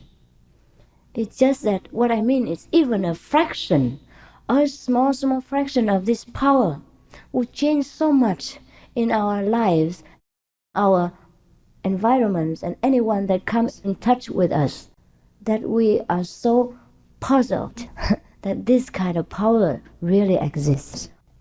And it is nearly the 21st century. Quite nearly. Yes. What I mean is it is the very scientific era. And people, if they listen to this kind of my talk, they might think I'm talking about fairy tales.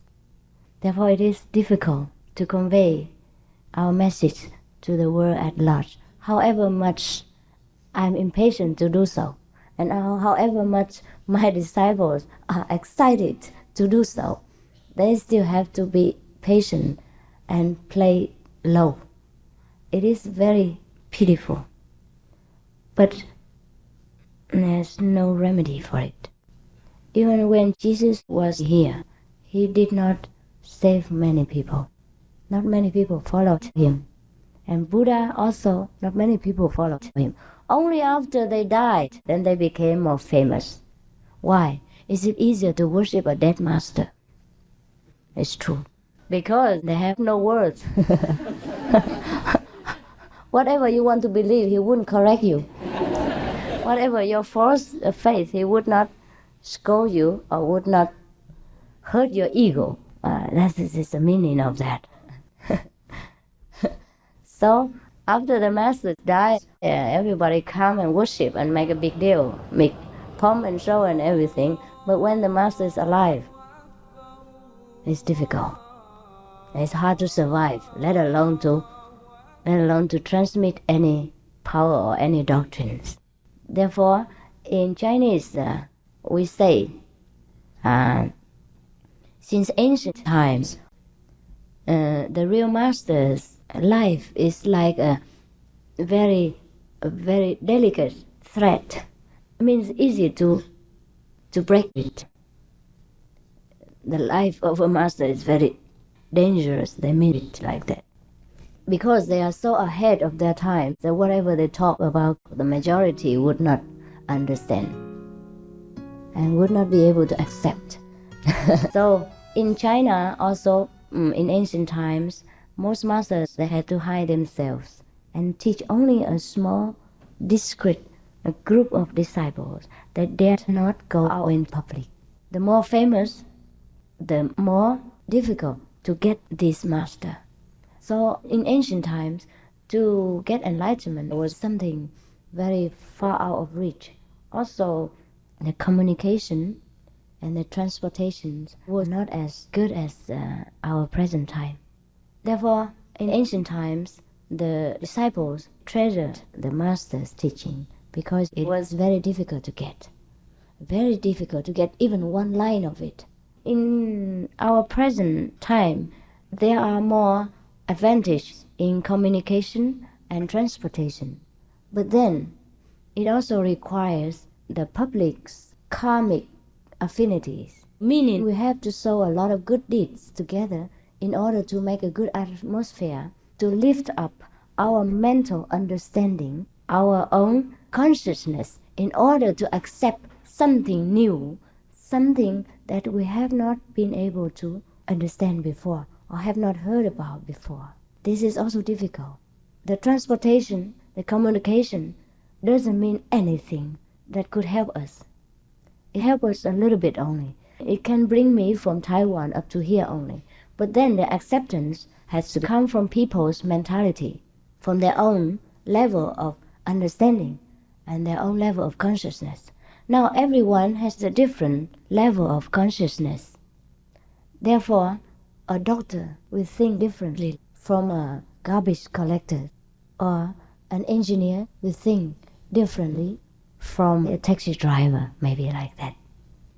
Now, from the outer appearance, both of them look the same. A taxi driver and a doctor both look the same, except when they wear uniforms.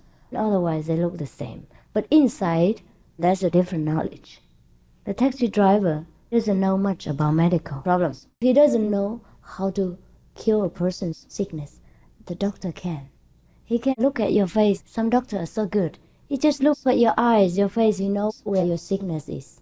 And some Chinese doctors, they just feel your pulse and they know exactly where the sickness is. And some are even better. They just look at you and they know where your sicknesses are. And they don't need to feel your body or diagnose or hear your heart or anything like that. This is a different degree in the same field even.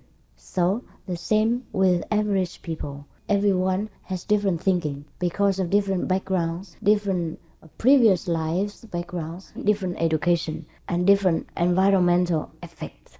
So it is no doubt easy for us to accept the fact that someone is more intelligent than someone else.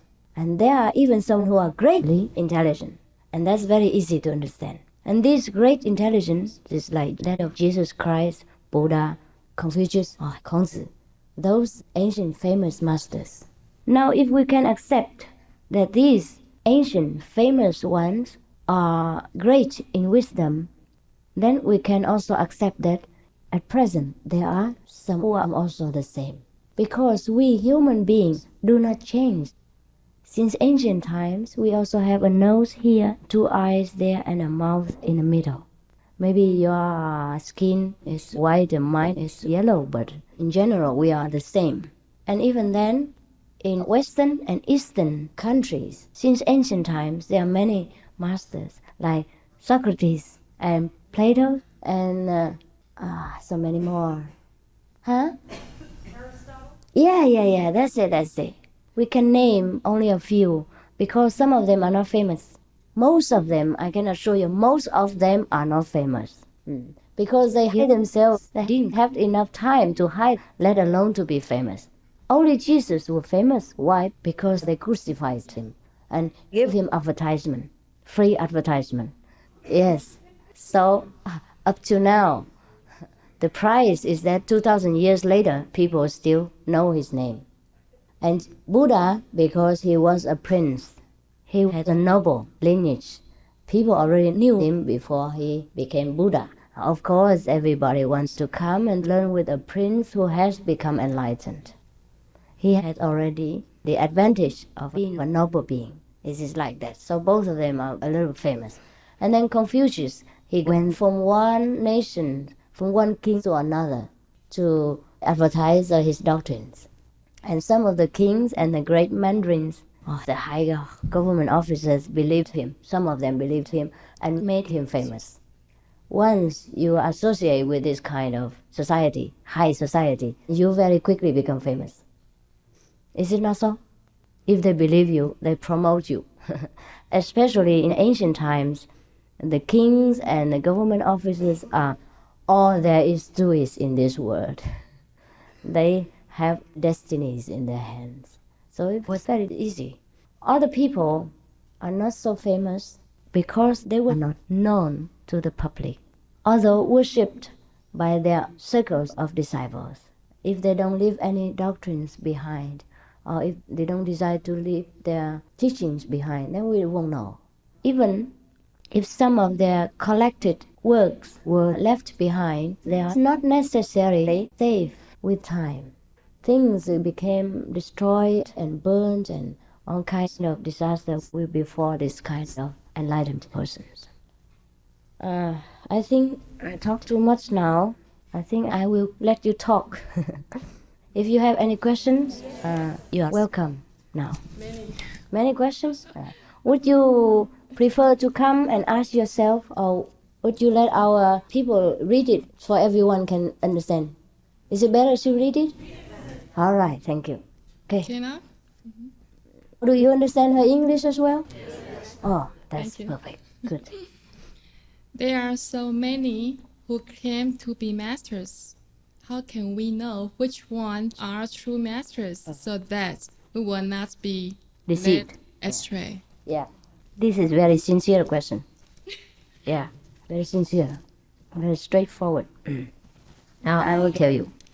It's very easy.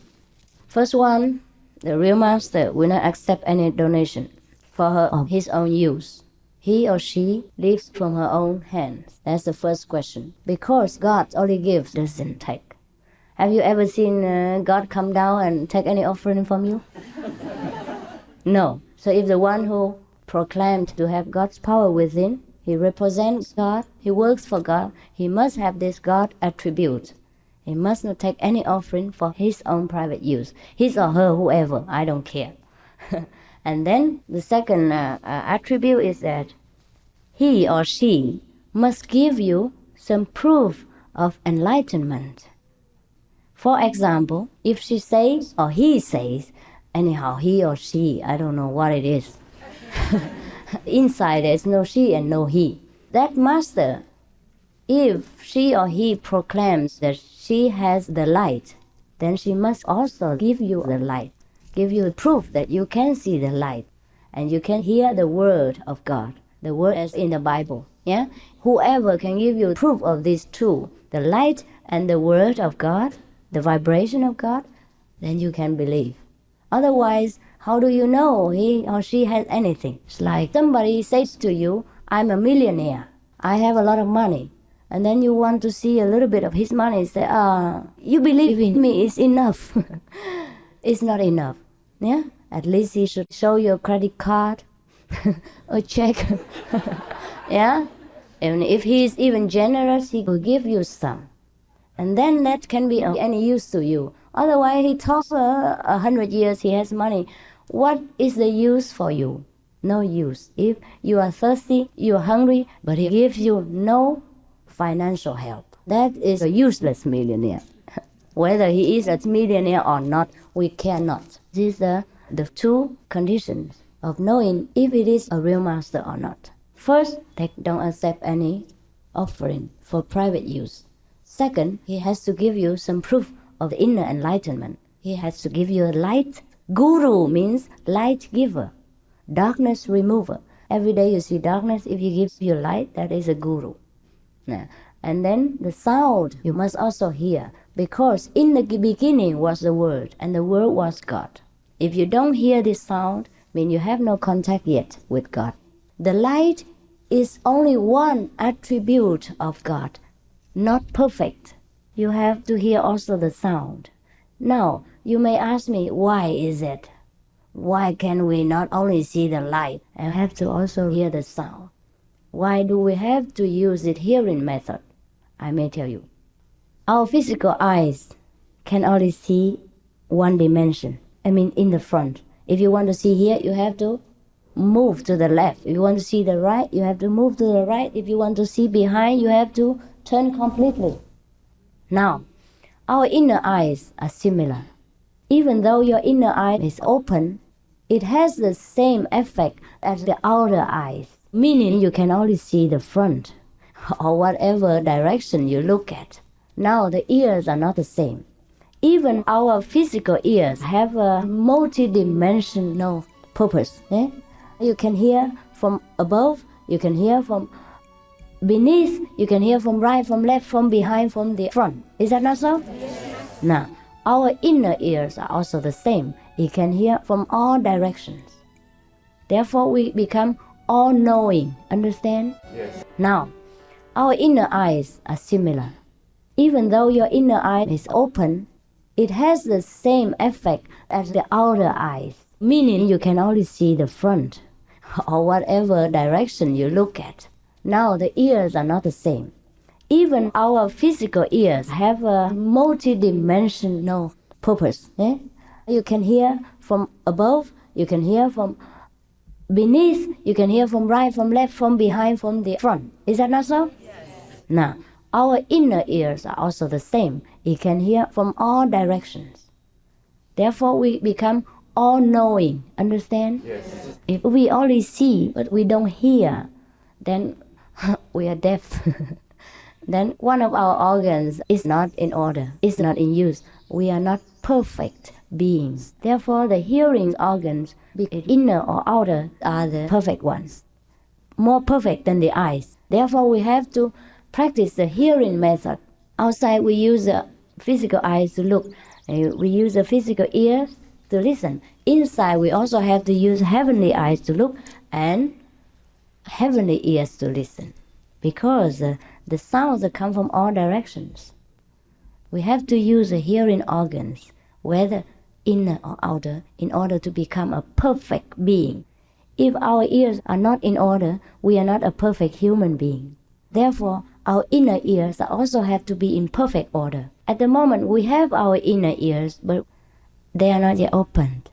At the initiation, I will help you to open them, and then you will hear the different dimensions, celestial vibration. By coming in contact with this vibration, or so-called word in the Bible, we become all-knowing. We become all-powerful, all blessing, all virtues, all satisfied, all happiness, and all bliss bestowing to the people in our environment, and even our surroundings will be blessed with our presence. Everywhere we go, that being, that place will become sacred, will become blessed. They become more happy, more lifted up in human consciousness, whether they know it or not. But most of the time, they will not know. They just feel there is a change in their consciousness by being in contact with us, but they do not realize what it is. They don't know why. And that is how we distribute our God's blessing to the world. If we come in contact with this God power, then we can distribute it. That's our contribution to this world. The best, the highest contribution. More than physical help, more than financial help. It is God's blessing, the wisdom. And there is some other things. Also, to know a master, it takes time. First of all, these two primary conditions make you know a master. But then you still have to go higher in consciousness yourself in order to realize how great a master is. But the safeguard is that he will not be abused through your financial or physical contribution. And that's it, you are safe. At least that person doesn't want anything from me. So I can safely learn with him or with her, and then I see whether it's good or not. If it's not good, I can always leave. I lose nothing. Understand? That's just for your safe side. It means you don't lose anything whatsoever. No condition is imposed upon you. Therefore, at least you are safe. Whether that master is good or not, later we will discuss. At least he will not abuse your innocence and doesn't want any contribution on your part. And that's a sign of a real master. At least you are safe, that's it. And the power of the master, at the time of initiation, you might know a portion of it. And then as the days go by, as you practice, you cleanse yourself, you understand more, your wisdom opens, and you realize how great the master is. To know a master does not take one day, but you may know a little bit of it by the proof she or he gives you at the transmission time or initiation time. Yes, that's it. But at least she wants nothing from you. And that's the safe side. Yeah? And to know something else takes a little bit of time. But you may know it. Some people know the master very quickly because every day they get blessings, every day their life changes, every day they get bliss and power, every day they know. But some people may take a little bit longer. That's all. But more or less at the time of transmission, you know. Master Qinghai, what is your thoughts on the animal rights movement that is now beginning in this country? Do you agree with their methods? Animal people right? Yeah. Animal people right movement? Yeah. I completely agree. We are vegan supporters. And I do not agree with violation of animal people's innocent life. Of course, I completely support. What is the right way to study Buddhist studies and where to study? The right way to study Buddhism is to go within yourself and see where the Buddha is. Not in the doctrines, but in you. Because the Buddha said Buddha is within you. He didn't say the Buddha is in the doctrine or in any church or in any temple. We forgot this. After he died, we built many temples, make his image and bow there in front of wooden statues. And then we ask him for this and that and other. The wooden statue cannot give us anything. And then we become frustrated within the Buddha is not having any power. This is because we've looked in the wrong direction. To study Buddhism, go inside. And the go inside method I have. I can tell you how to find the Buddha. How can we be always happy and immortal? How can we be happy and immortal? Yes, always. Yeah. Yes, there is a way. There is a way to everything that we want. We must know where to find it. If you want to live forever and be happy, I will offer you that method. It's very easy. You should devote a little bit of time every day to acquire it. And in a very short time, you will know. Very short time. For some people, it takes just a few days. Some people, on the first day, they know that they're immortal. But this, I cannot use the language to explain to you. You must experience it yourself only. And you alone will know. And afterwards, somebody will ask you, what is it like? And then you will become dumb again, just like me. I cannot say much. We only know, realize, and experience it ourselves. What is initiation? What kind of requirement? Initiation. Yeah. Outside we have written some kind of requirements. Actually, I myself require nothing. It is you yourself who have to require it from yourself, some discipline. For example, if we live on animal people diets, and that is detrimental to our spiritual life. And now I tell you the secret is to cut it off. It's for your own good. For myself, I require nothing from you. You don't need to change your husband, wife. No need to change your job. You don't need to change any social contact, or any religion. If you are Christian, be so. If you are Jewish, believe that. If you are in any religion and any school, you are free to stay there. I just tell you how to acquire your own highest potential power inside. And that is what any religion names the highest. The Buddha's name is the highest, the Christ's name is the highest. And I want you to find that power, that's all. But you must be pure in speech, body, and mind. For example, in mind, we must not think of any violence. We must think of love, forgiveness, tolerance, and forbearance. In speech, we must speak of wisdom, of soothing comfort to our associates. In body, we should live a pure life, more or less a chaste life.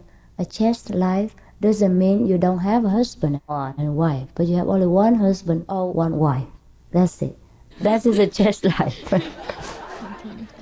And then to be chaste means you give up all kinds of drugs, alcohol, and gambling, this kind of things. It makes people confused in their minds, makes the body weak, and causes mental diseases.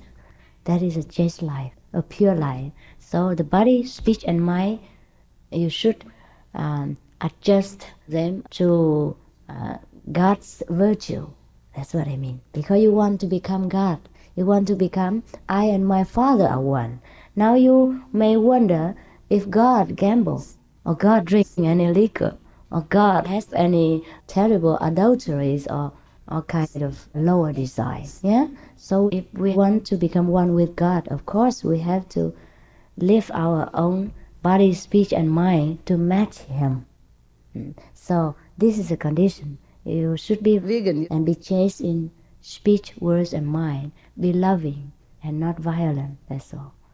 For example, before you used to beat people, and now if you want to practice this method, then please don't beat anymore.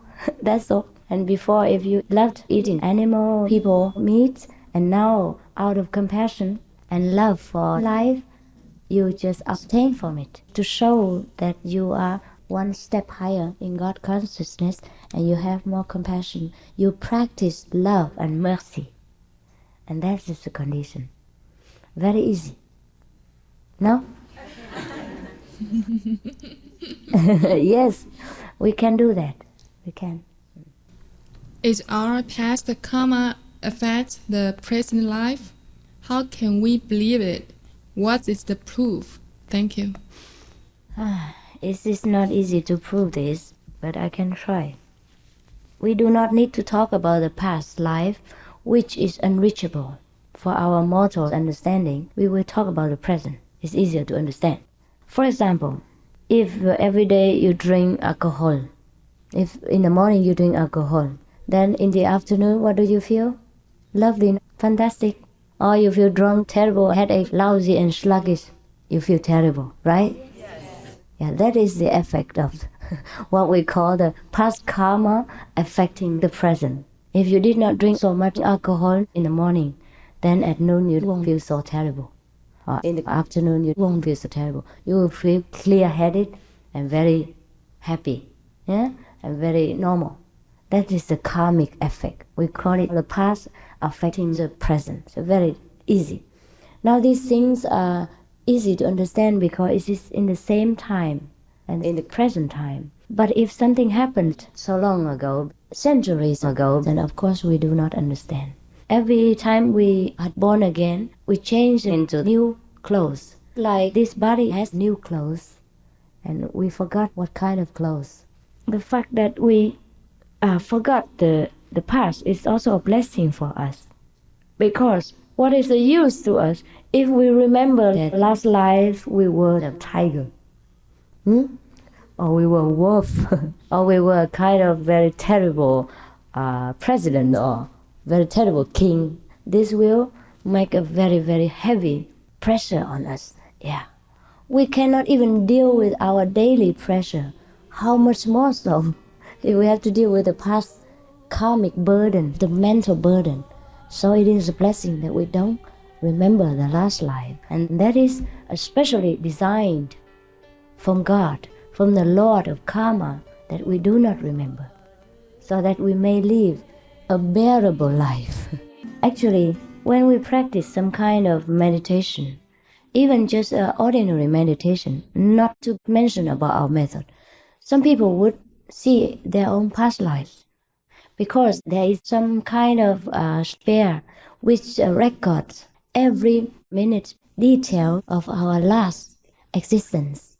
And when we reach that so-called library, we can see everyone's life like an open book, including our own. So actually, when we practice our method, we can also reach there.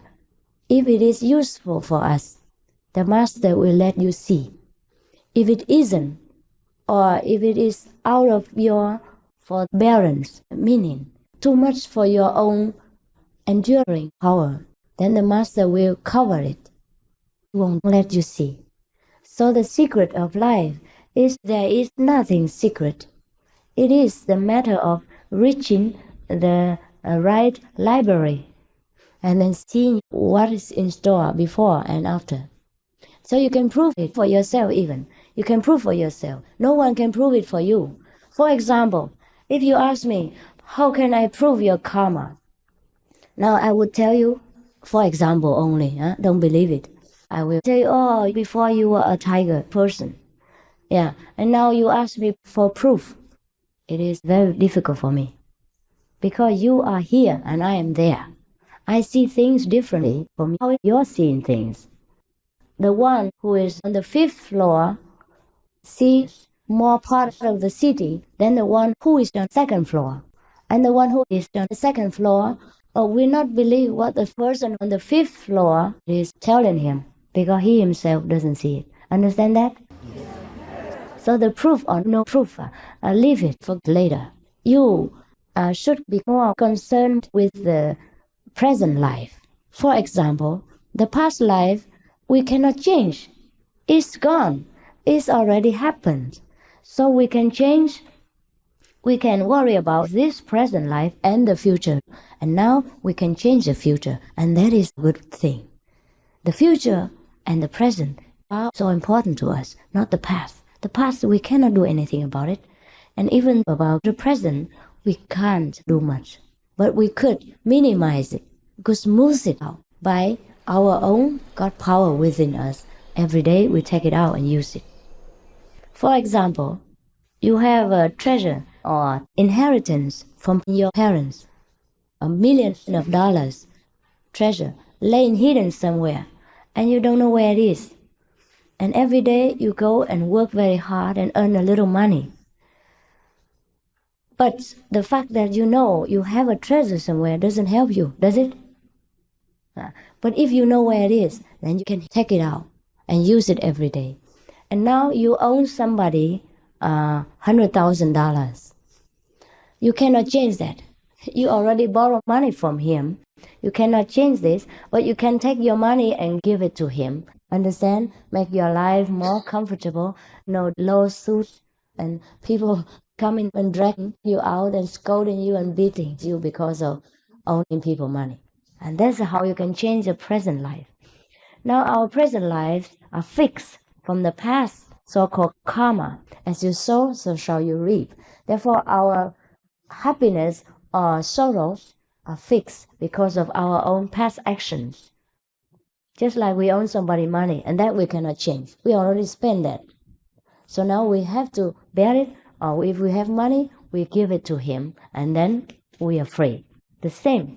Our present life may be miserable or unhappy because of our past life or due to the past years' wrong actions.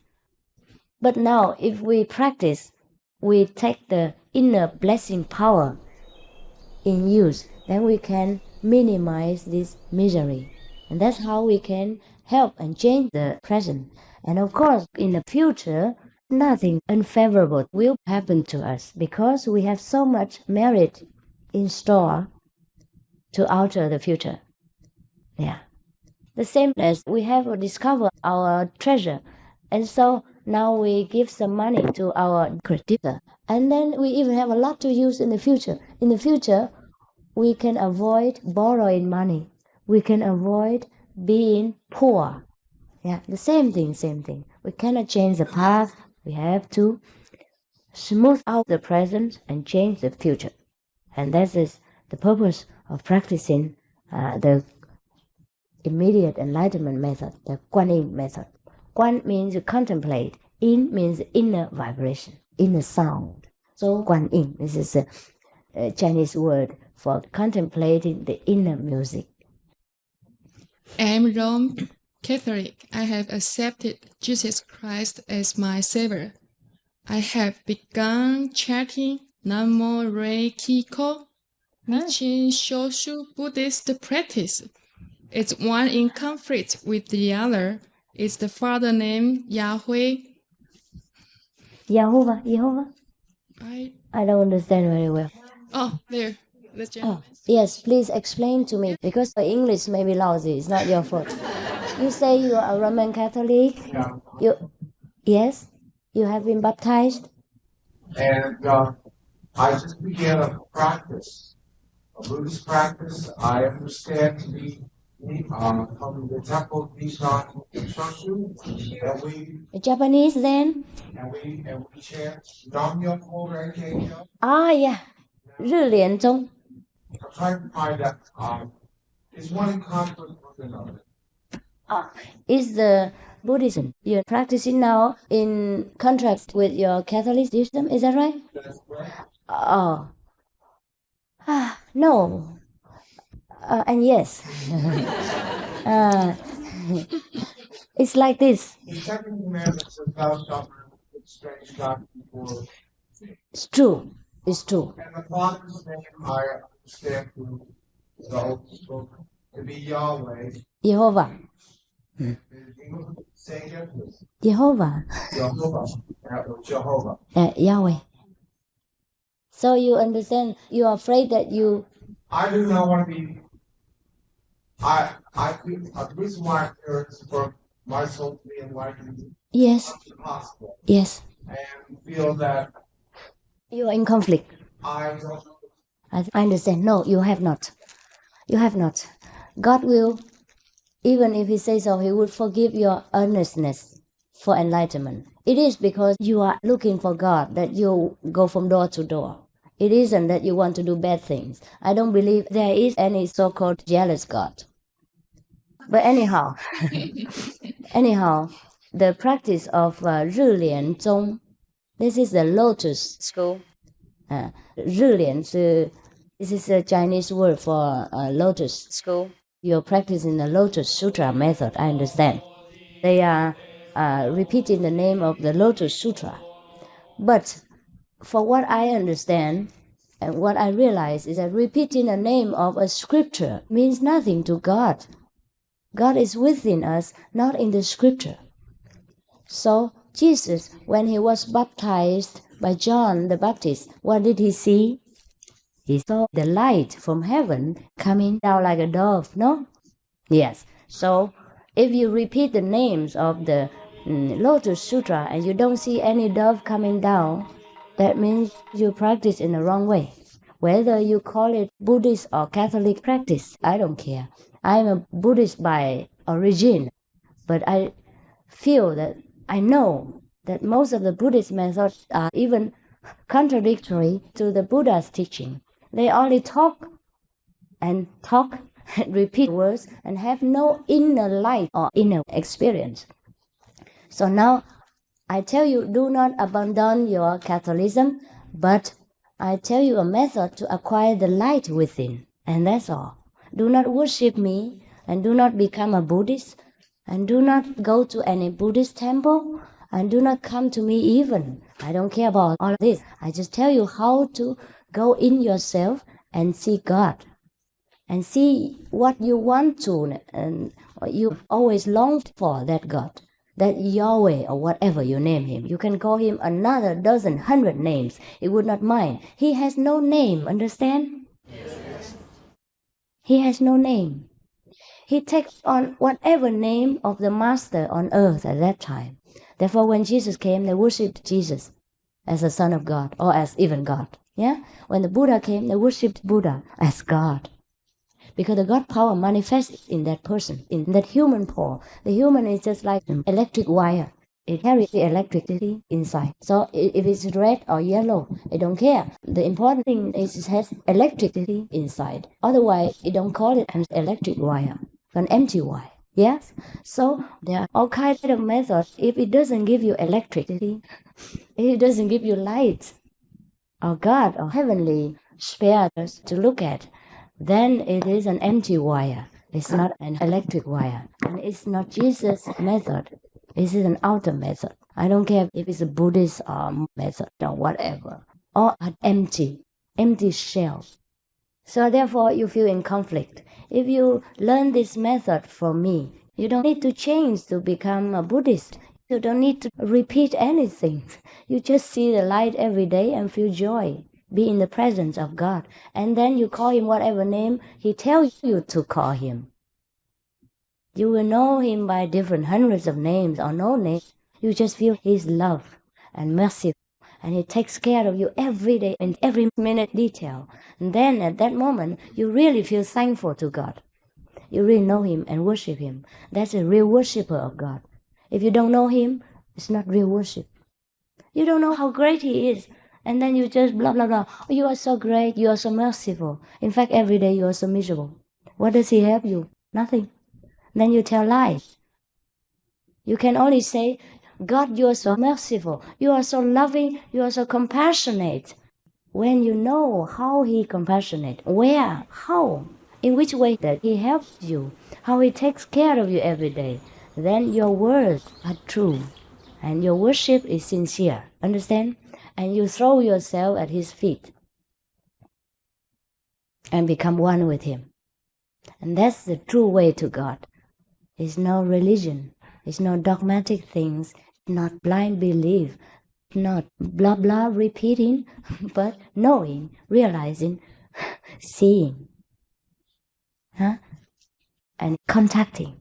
And that is the real path.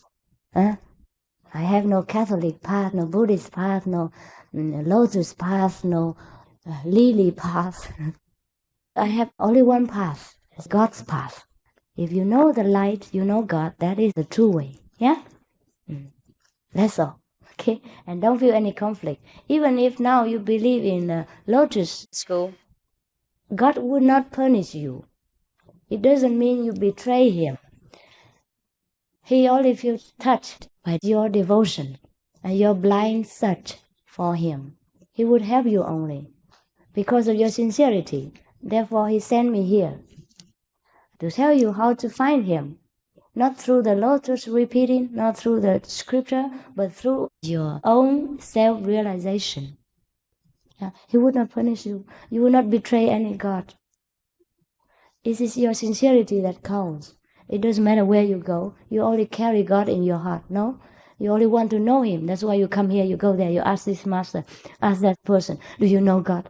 And he said, this way. And then you follow. And then you have found no God. And so you feel struggling again and you go a different way and say, do you know how to find God? And they say, yes. This is only an empty promise.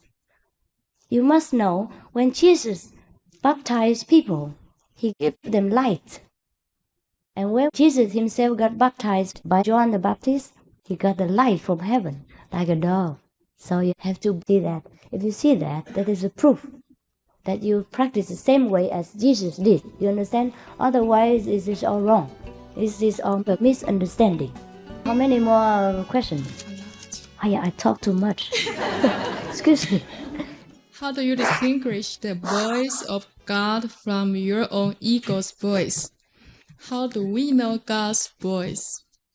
Oh, this is different. That's why we have to practice. The ego will fall away once we come in contact with the God power. At the moment, we are all doing with ego. We have this person, we have that person. This is our ego. We feel a sense of satisfaction that I help her. I do this for her. But when we are in contact with this supreme power, we lose this sense of I doing things. We see God does everything. And God uses the body. And that body is also God. The one who helps and the one who gets helped are all God. Understand? And you don't feel that separation anymore. Come here. Let me read and answer myself. Any more? Quick. What is the immediate method to enlightenment? Oh, yes, that I will teach you at the time of transmission. Because this method does not use language. I will sit there quietly and then you get it. And now I talk too much. It's only advertising for cookies. How long will we travel to the universe? Oh, this is very quick. At the time of transmission, you might get it. But for some person, it takes a little bit longer. It depends on how virtuous you are from the past life and how much you believe in the master power. Why does energy follow the path of least resistance? I do not understand this, I'm afraid. You have to clear it up for me. Please bless me with every way. May I ask this? Oh, yeah. Thank you, merci. Oh, you are so kind. Even got your address here. People already put their address here. Very good. You can only bless yourself. I cannot bless you. Marine, I cannot bless you. You have the blessing power within you. I can only show you how to use it. If I could bless you, then I could bless the whole world. Then I would not need to come here. I stay at home and bless. I cannot cheat you. I cannot tell you I can do for you everything. You must make a commitment. First, you must sacrifice something. You must show your sincerity to God. You must be a vegan. You must devote some of your time every day to contact Him. Every day He waits for you, but you are busy. Every day He wants to give you blessing, you're busy. I can bless you also, but only if you make the first step by getting initiation, and we are together, and then we can connect. Now at the moment, my telephone and yours are cut off. And whatever blessing comes, it will come to the middle and then it will come back to me. Just like I talk to myself on the phone and you hear nothing at the other end because the telephone is disconnected. So at the initiation, we are connected. The telephone is fixed again. And then all my blessings will become yours. I reserve nothing for myself. You're free to take all my blessings, but at the moment you cannot take it. Not to a certain degree. You take a little bit, yes. Of course, you take a little bit, but not every way as you asked. Bless me in every way. This you can only do by your own effort. Even I can bless you a little only. So do it yourself. How to practice to become a Buddha? Oh, this I will also tell you when I transmit this silent power. It's easy. We can do that at the time of initiation. Do you want it today? Give it today? Today initiation? I'm afraid you have no time. You can do it until midnight? Yeah? Okay, I don't mind. All right, then I stay and give you initiation. Who wants initiation? Now you have to go outside and quickly fill the form. The others stay and listen to the answer. The other ones go out because we don't have much time. You go out and let my disciple explain some basic things to you. And then later you come back here and get initiation, okay? Those who want initiation, go outside and my disciple will tell you some basic things that you must pay attention to. The other ones, come closer and listen to the responses. This is one. What is the method? Is it meditation? How long does it take?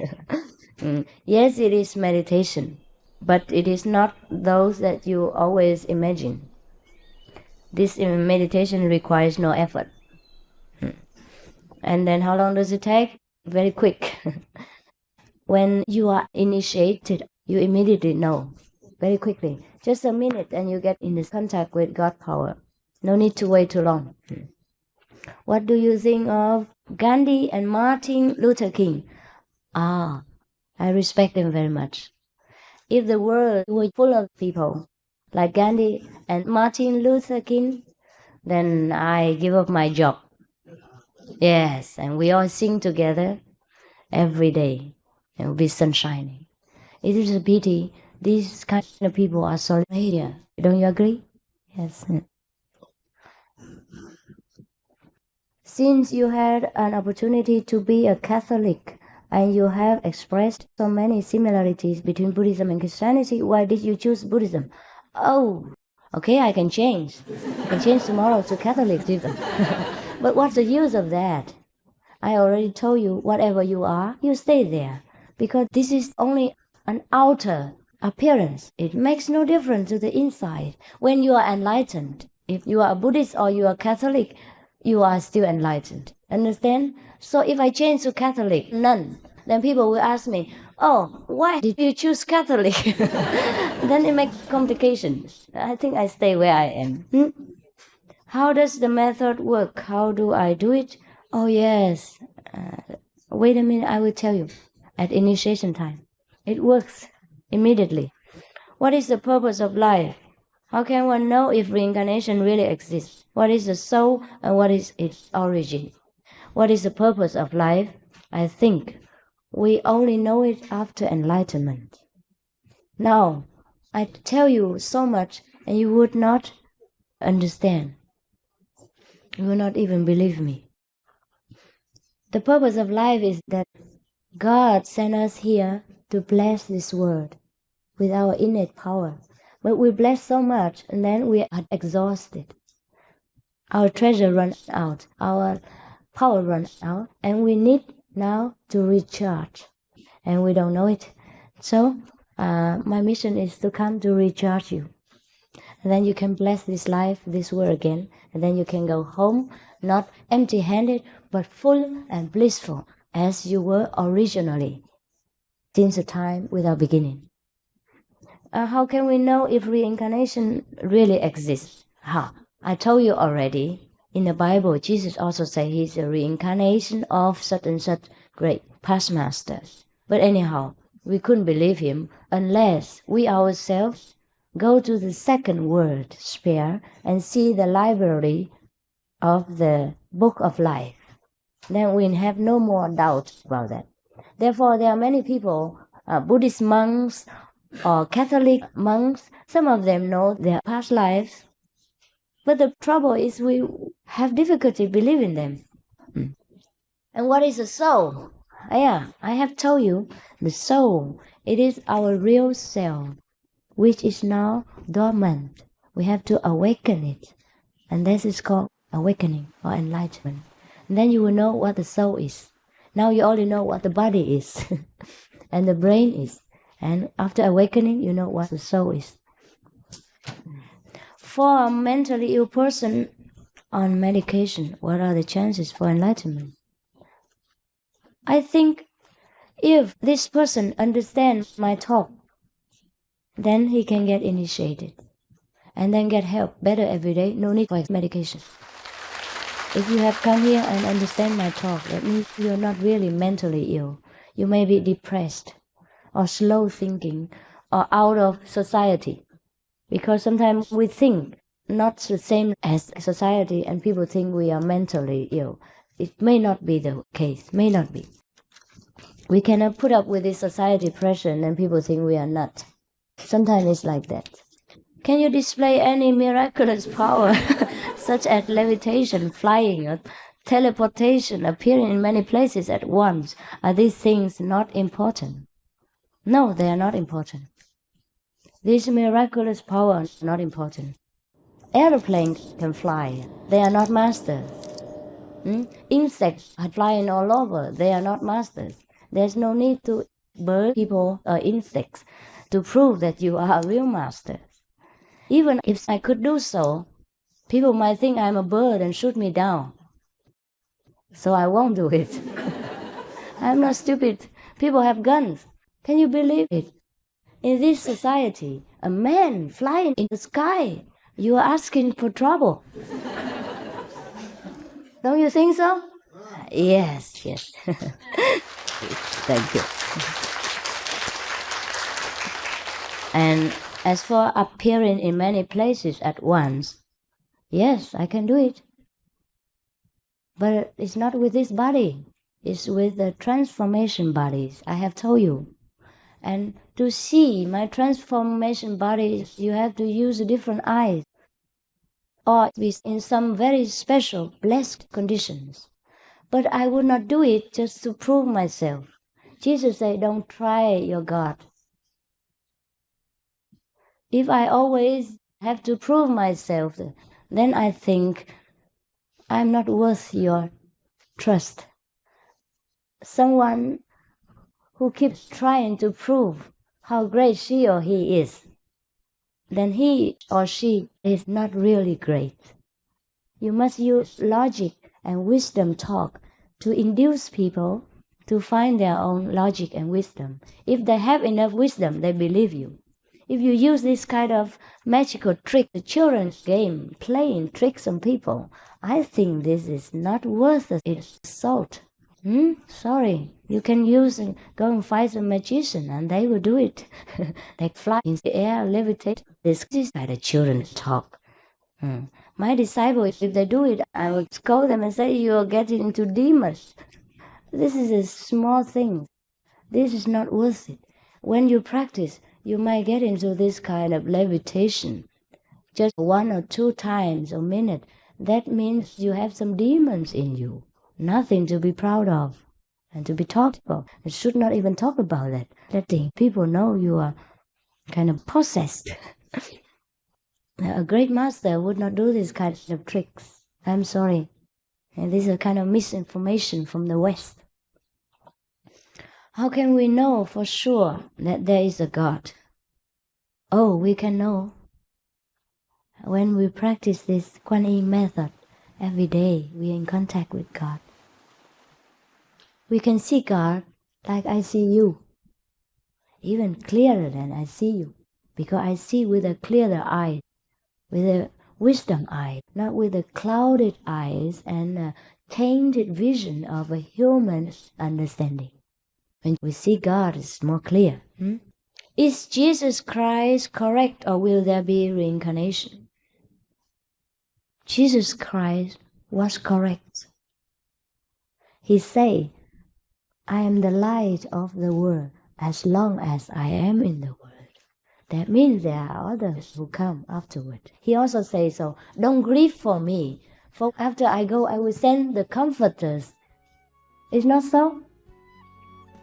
He said, I will send some comforters to you. That means different reincarnations will come. Other sages, other prophets will come. So he was correct. Supreme Master Ching Hai, my question is twofold. First, a brief description of the practice that you teach. Second, can you imagine any conflict between this practice and others? A brief description is that I will show you how to concentrate in order to contact this heavenly God power or light within, and to hear the inner word or the word of God within. That is basically the so-called method. But to do so, I don't use any language. I may talk to you and explain to you all different kinds of heavens, scenery, or different levels of consciousness. And wherever you are, you may know what your level is. I may explain all these outer things, but the method is transmitted by complete silence. When I am silent, that is when I transmit it to you, and then you will see the light and hear the sound. And now I'm talking, you see nothing, and you hear nothing. So the method is actually no method. It is a transmission of the inner power from person to person, from heart to heart. Therefore, we call it in Zen, 印心. It means heart stamp. That's it. Heart means our power, our innate wisdom, not this physical heart. Therefore, there is no method to talk about really, except when you are in contact with God, then you can transmit it. He allows you to. Understand that? But then, whatever it is you see, you will get enlightened. You will see the light, you will hear the sound, and you will see some heavenly abodes. You may see Jesus, you may see Buddha, you may learn with them something of the ancient wisdom. And that is the benefit from the method, the success of the method. But the method itself is no method. It's only the silent transmission of the lamp, of the light. Now, what is the first real step in order to have wisdom and enlightenment? What is the first step is the initiation. You're willing to let me open the wisdom eye for you. You're willing to let me open the wisdom ears for you. And you're willing to let me open the God blessing power within you for you. And every day you use it. Because I have the key. You hear the saying, Peter has the key to heaven. Now he gave it to me. Page 105 of your booklet, 6th line. First, how do you handle the problem of inner sound? Is that right? Example, high frequencies. After a period of gestation can be registered by the human fetus inside the womb. The implications of gestation, since it logically leads to inner sound frequencies, programming a response after birth. I'm afraid that I'm not as intelligent as you. May this person enlighten me a little bit more? May I hear some enlightening explanation? Gone. Oh, then the problem is solved. When I go home, I will look into it a little bit more than I understand because of the writing. What do you mean by inside the womb there is already vibration? He understood differently from what I wrote. That is a different thing. I did not write like that in my book. In my book, I said that the babies in the womb have contact with this wondrous sound. Therefore, he's very happy. And when he's upside down, even he is still happy. He doesn't feel drowned and dissatisfied because he is in contact with the God power. That's what I mean. And he talks about frequencies and the ones that can hear with the apparatus of science. How can we stop looking at people we think we know through the images of the past? Just stop. Just don't look. How can we let go of grievances that keep us stuck in our miserable state? Yeah, that's true. Yes, we have to go out of it. Get initiation and feel lifted up. All the burdens will be washed away. Even when your parents die, you know where they are going and you don't grieve so much. You will see the Master come and take them to heaven, so you won't grieve. And after you practice, you see all your friends or relatives go to a happier sphere, and so instead of grieving, you will feel happy. And that's the secret of happiness, because seeing is believing. Why do you grieve? Like when somebody left you or died, then you grieve. Because you don't know where he is going. You feel the loss. But if you know where he is going, that he enjoys somewhere, and you can even visit him, then you don't grieve. That's the secret of practicing. That's the benefit, and that's why we must practice. Is it possible for one to achieve enlightenment all by oneself, or must we align ourselves with organized religion or discipline? No. We have to achieve enlightenment all by ourselves. Religion cannot help us. Religions are only doctrines left behind by past enlightened masters. We can only make reference to it, refer to it, to compare with our enlightenment now, to see if we are in accord with the ancient masters, if our methods are correct, if our enlightenment is like theirs. And that's the good of the doctrines. Just like I just mentioned, Jesus, when he was initiated or baptized, actually baptized means initiated. He saw the light come from heaven like a dove. Now, if we got initiation for Supreme Master Ching Hai and we see the light come down like a dove or whatever, then we know, yeah. And she transmits the same method.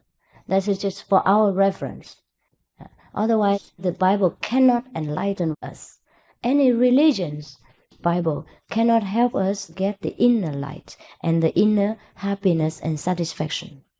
Only the transmission from the real living God power can fulfill all our desires.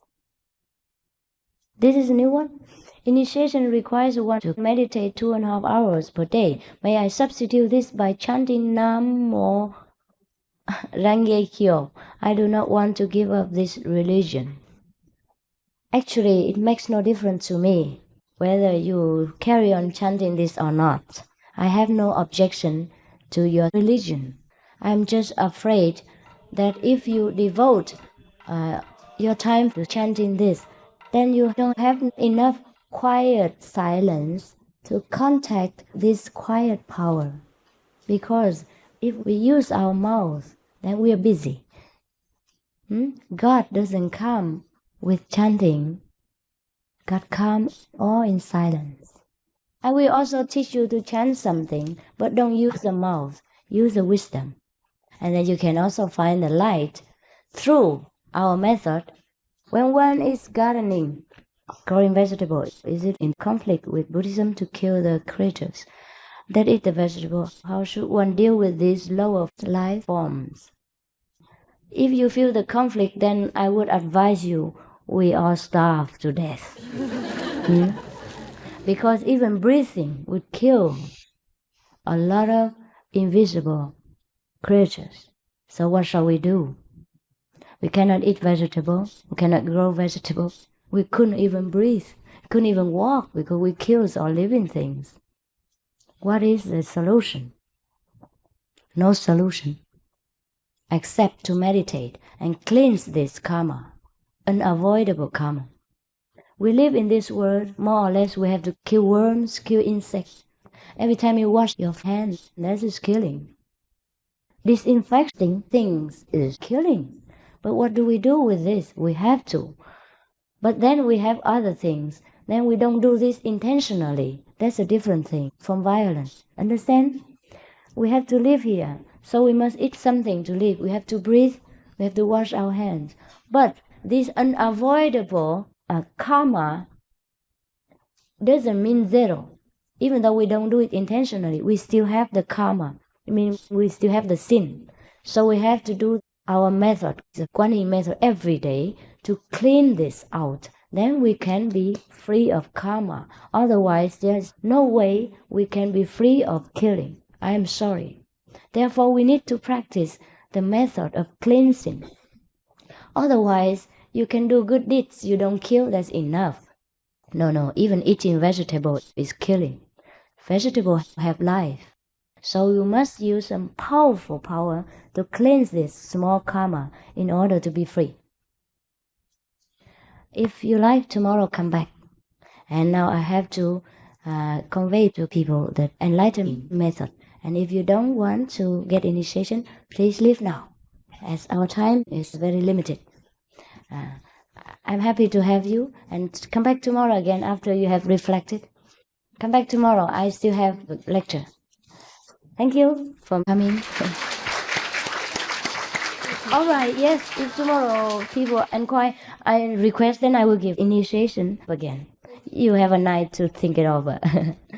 Thank you, sir. To learn and understand enlightenment from Thank you. Master Ching Hai, please bring your friends and relatives here tomorrow, same time, 7:30 Yes. p.m. Tomorrow we will do it again. Don't worry. I think I will give it every day for your own convenience sake, because America is so busy. You can't, maybe you can come today, I cannot come tomorrow. Who knows? Miss a chance. Now, all of you who want initiation, come up front. All of you who do not want today may come back tomorrow. Come in the front and you can listen to me better and can see me clearer.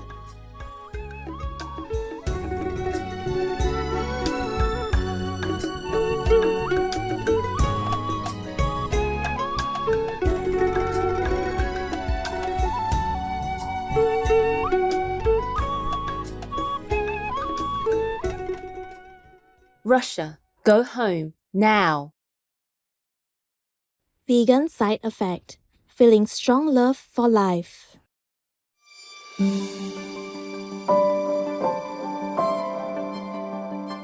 There are 211 countries and regions which have animal people protection laws. Macau is one of them. Macau Animal Protection Law 2016. It is forbidden to treat animal people with cruelty, violence or torture. Such a crime is to be punished with imprisonment of up to 1 year or with a fine. Obey the law of your country. No more animal people slaughterhouses. No more hurting. No more murdering them to eat, to lab test or for any reason at all. Be vegan. Make peace. So be it.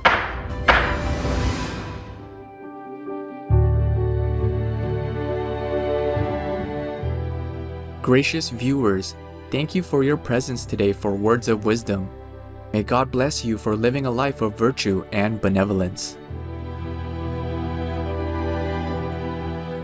Be vegan, make peace, do good deeds, heaven Godspeed.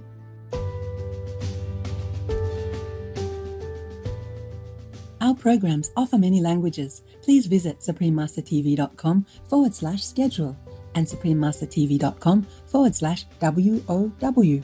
Nos programmes offrent plusieurs langues. Veuillez visiter suprememastertv.com/schedule et suprememastertv.com/WOW.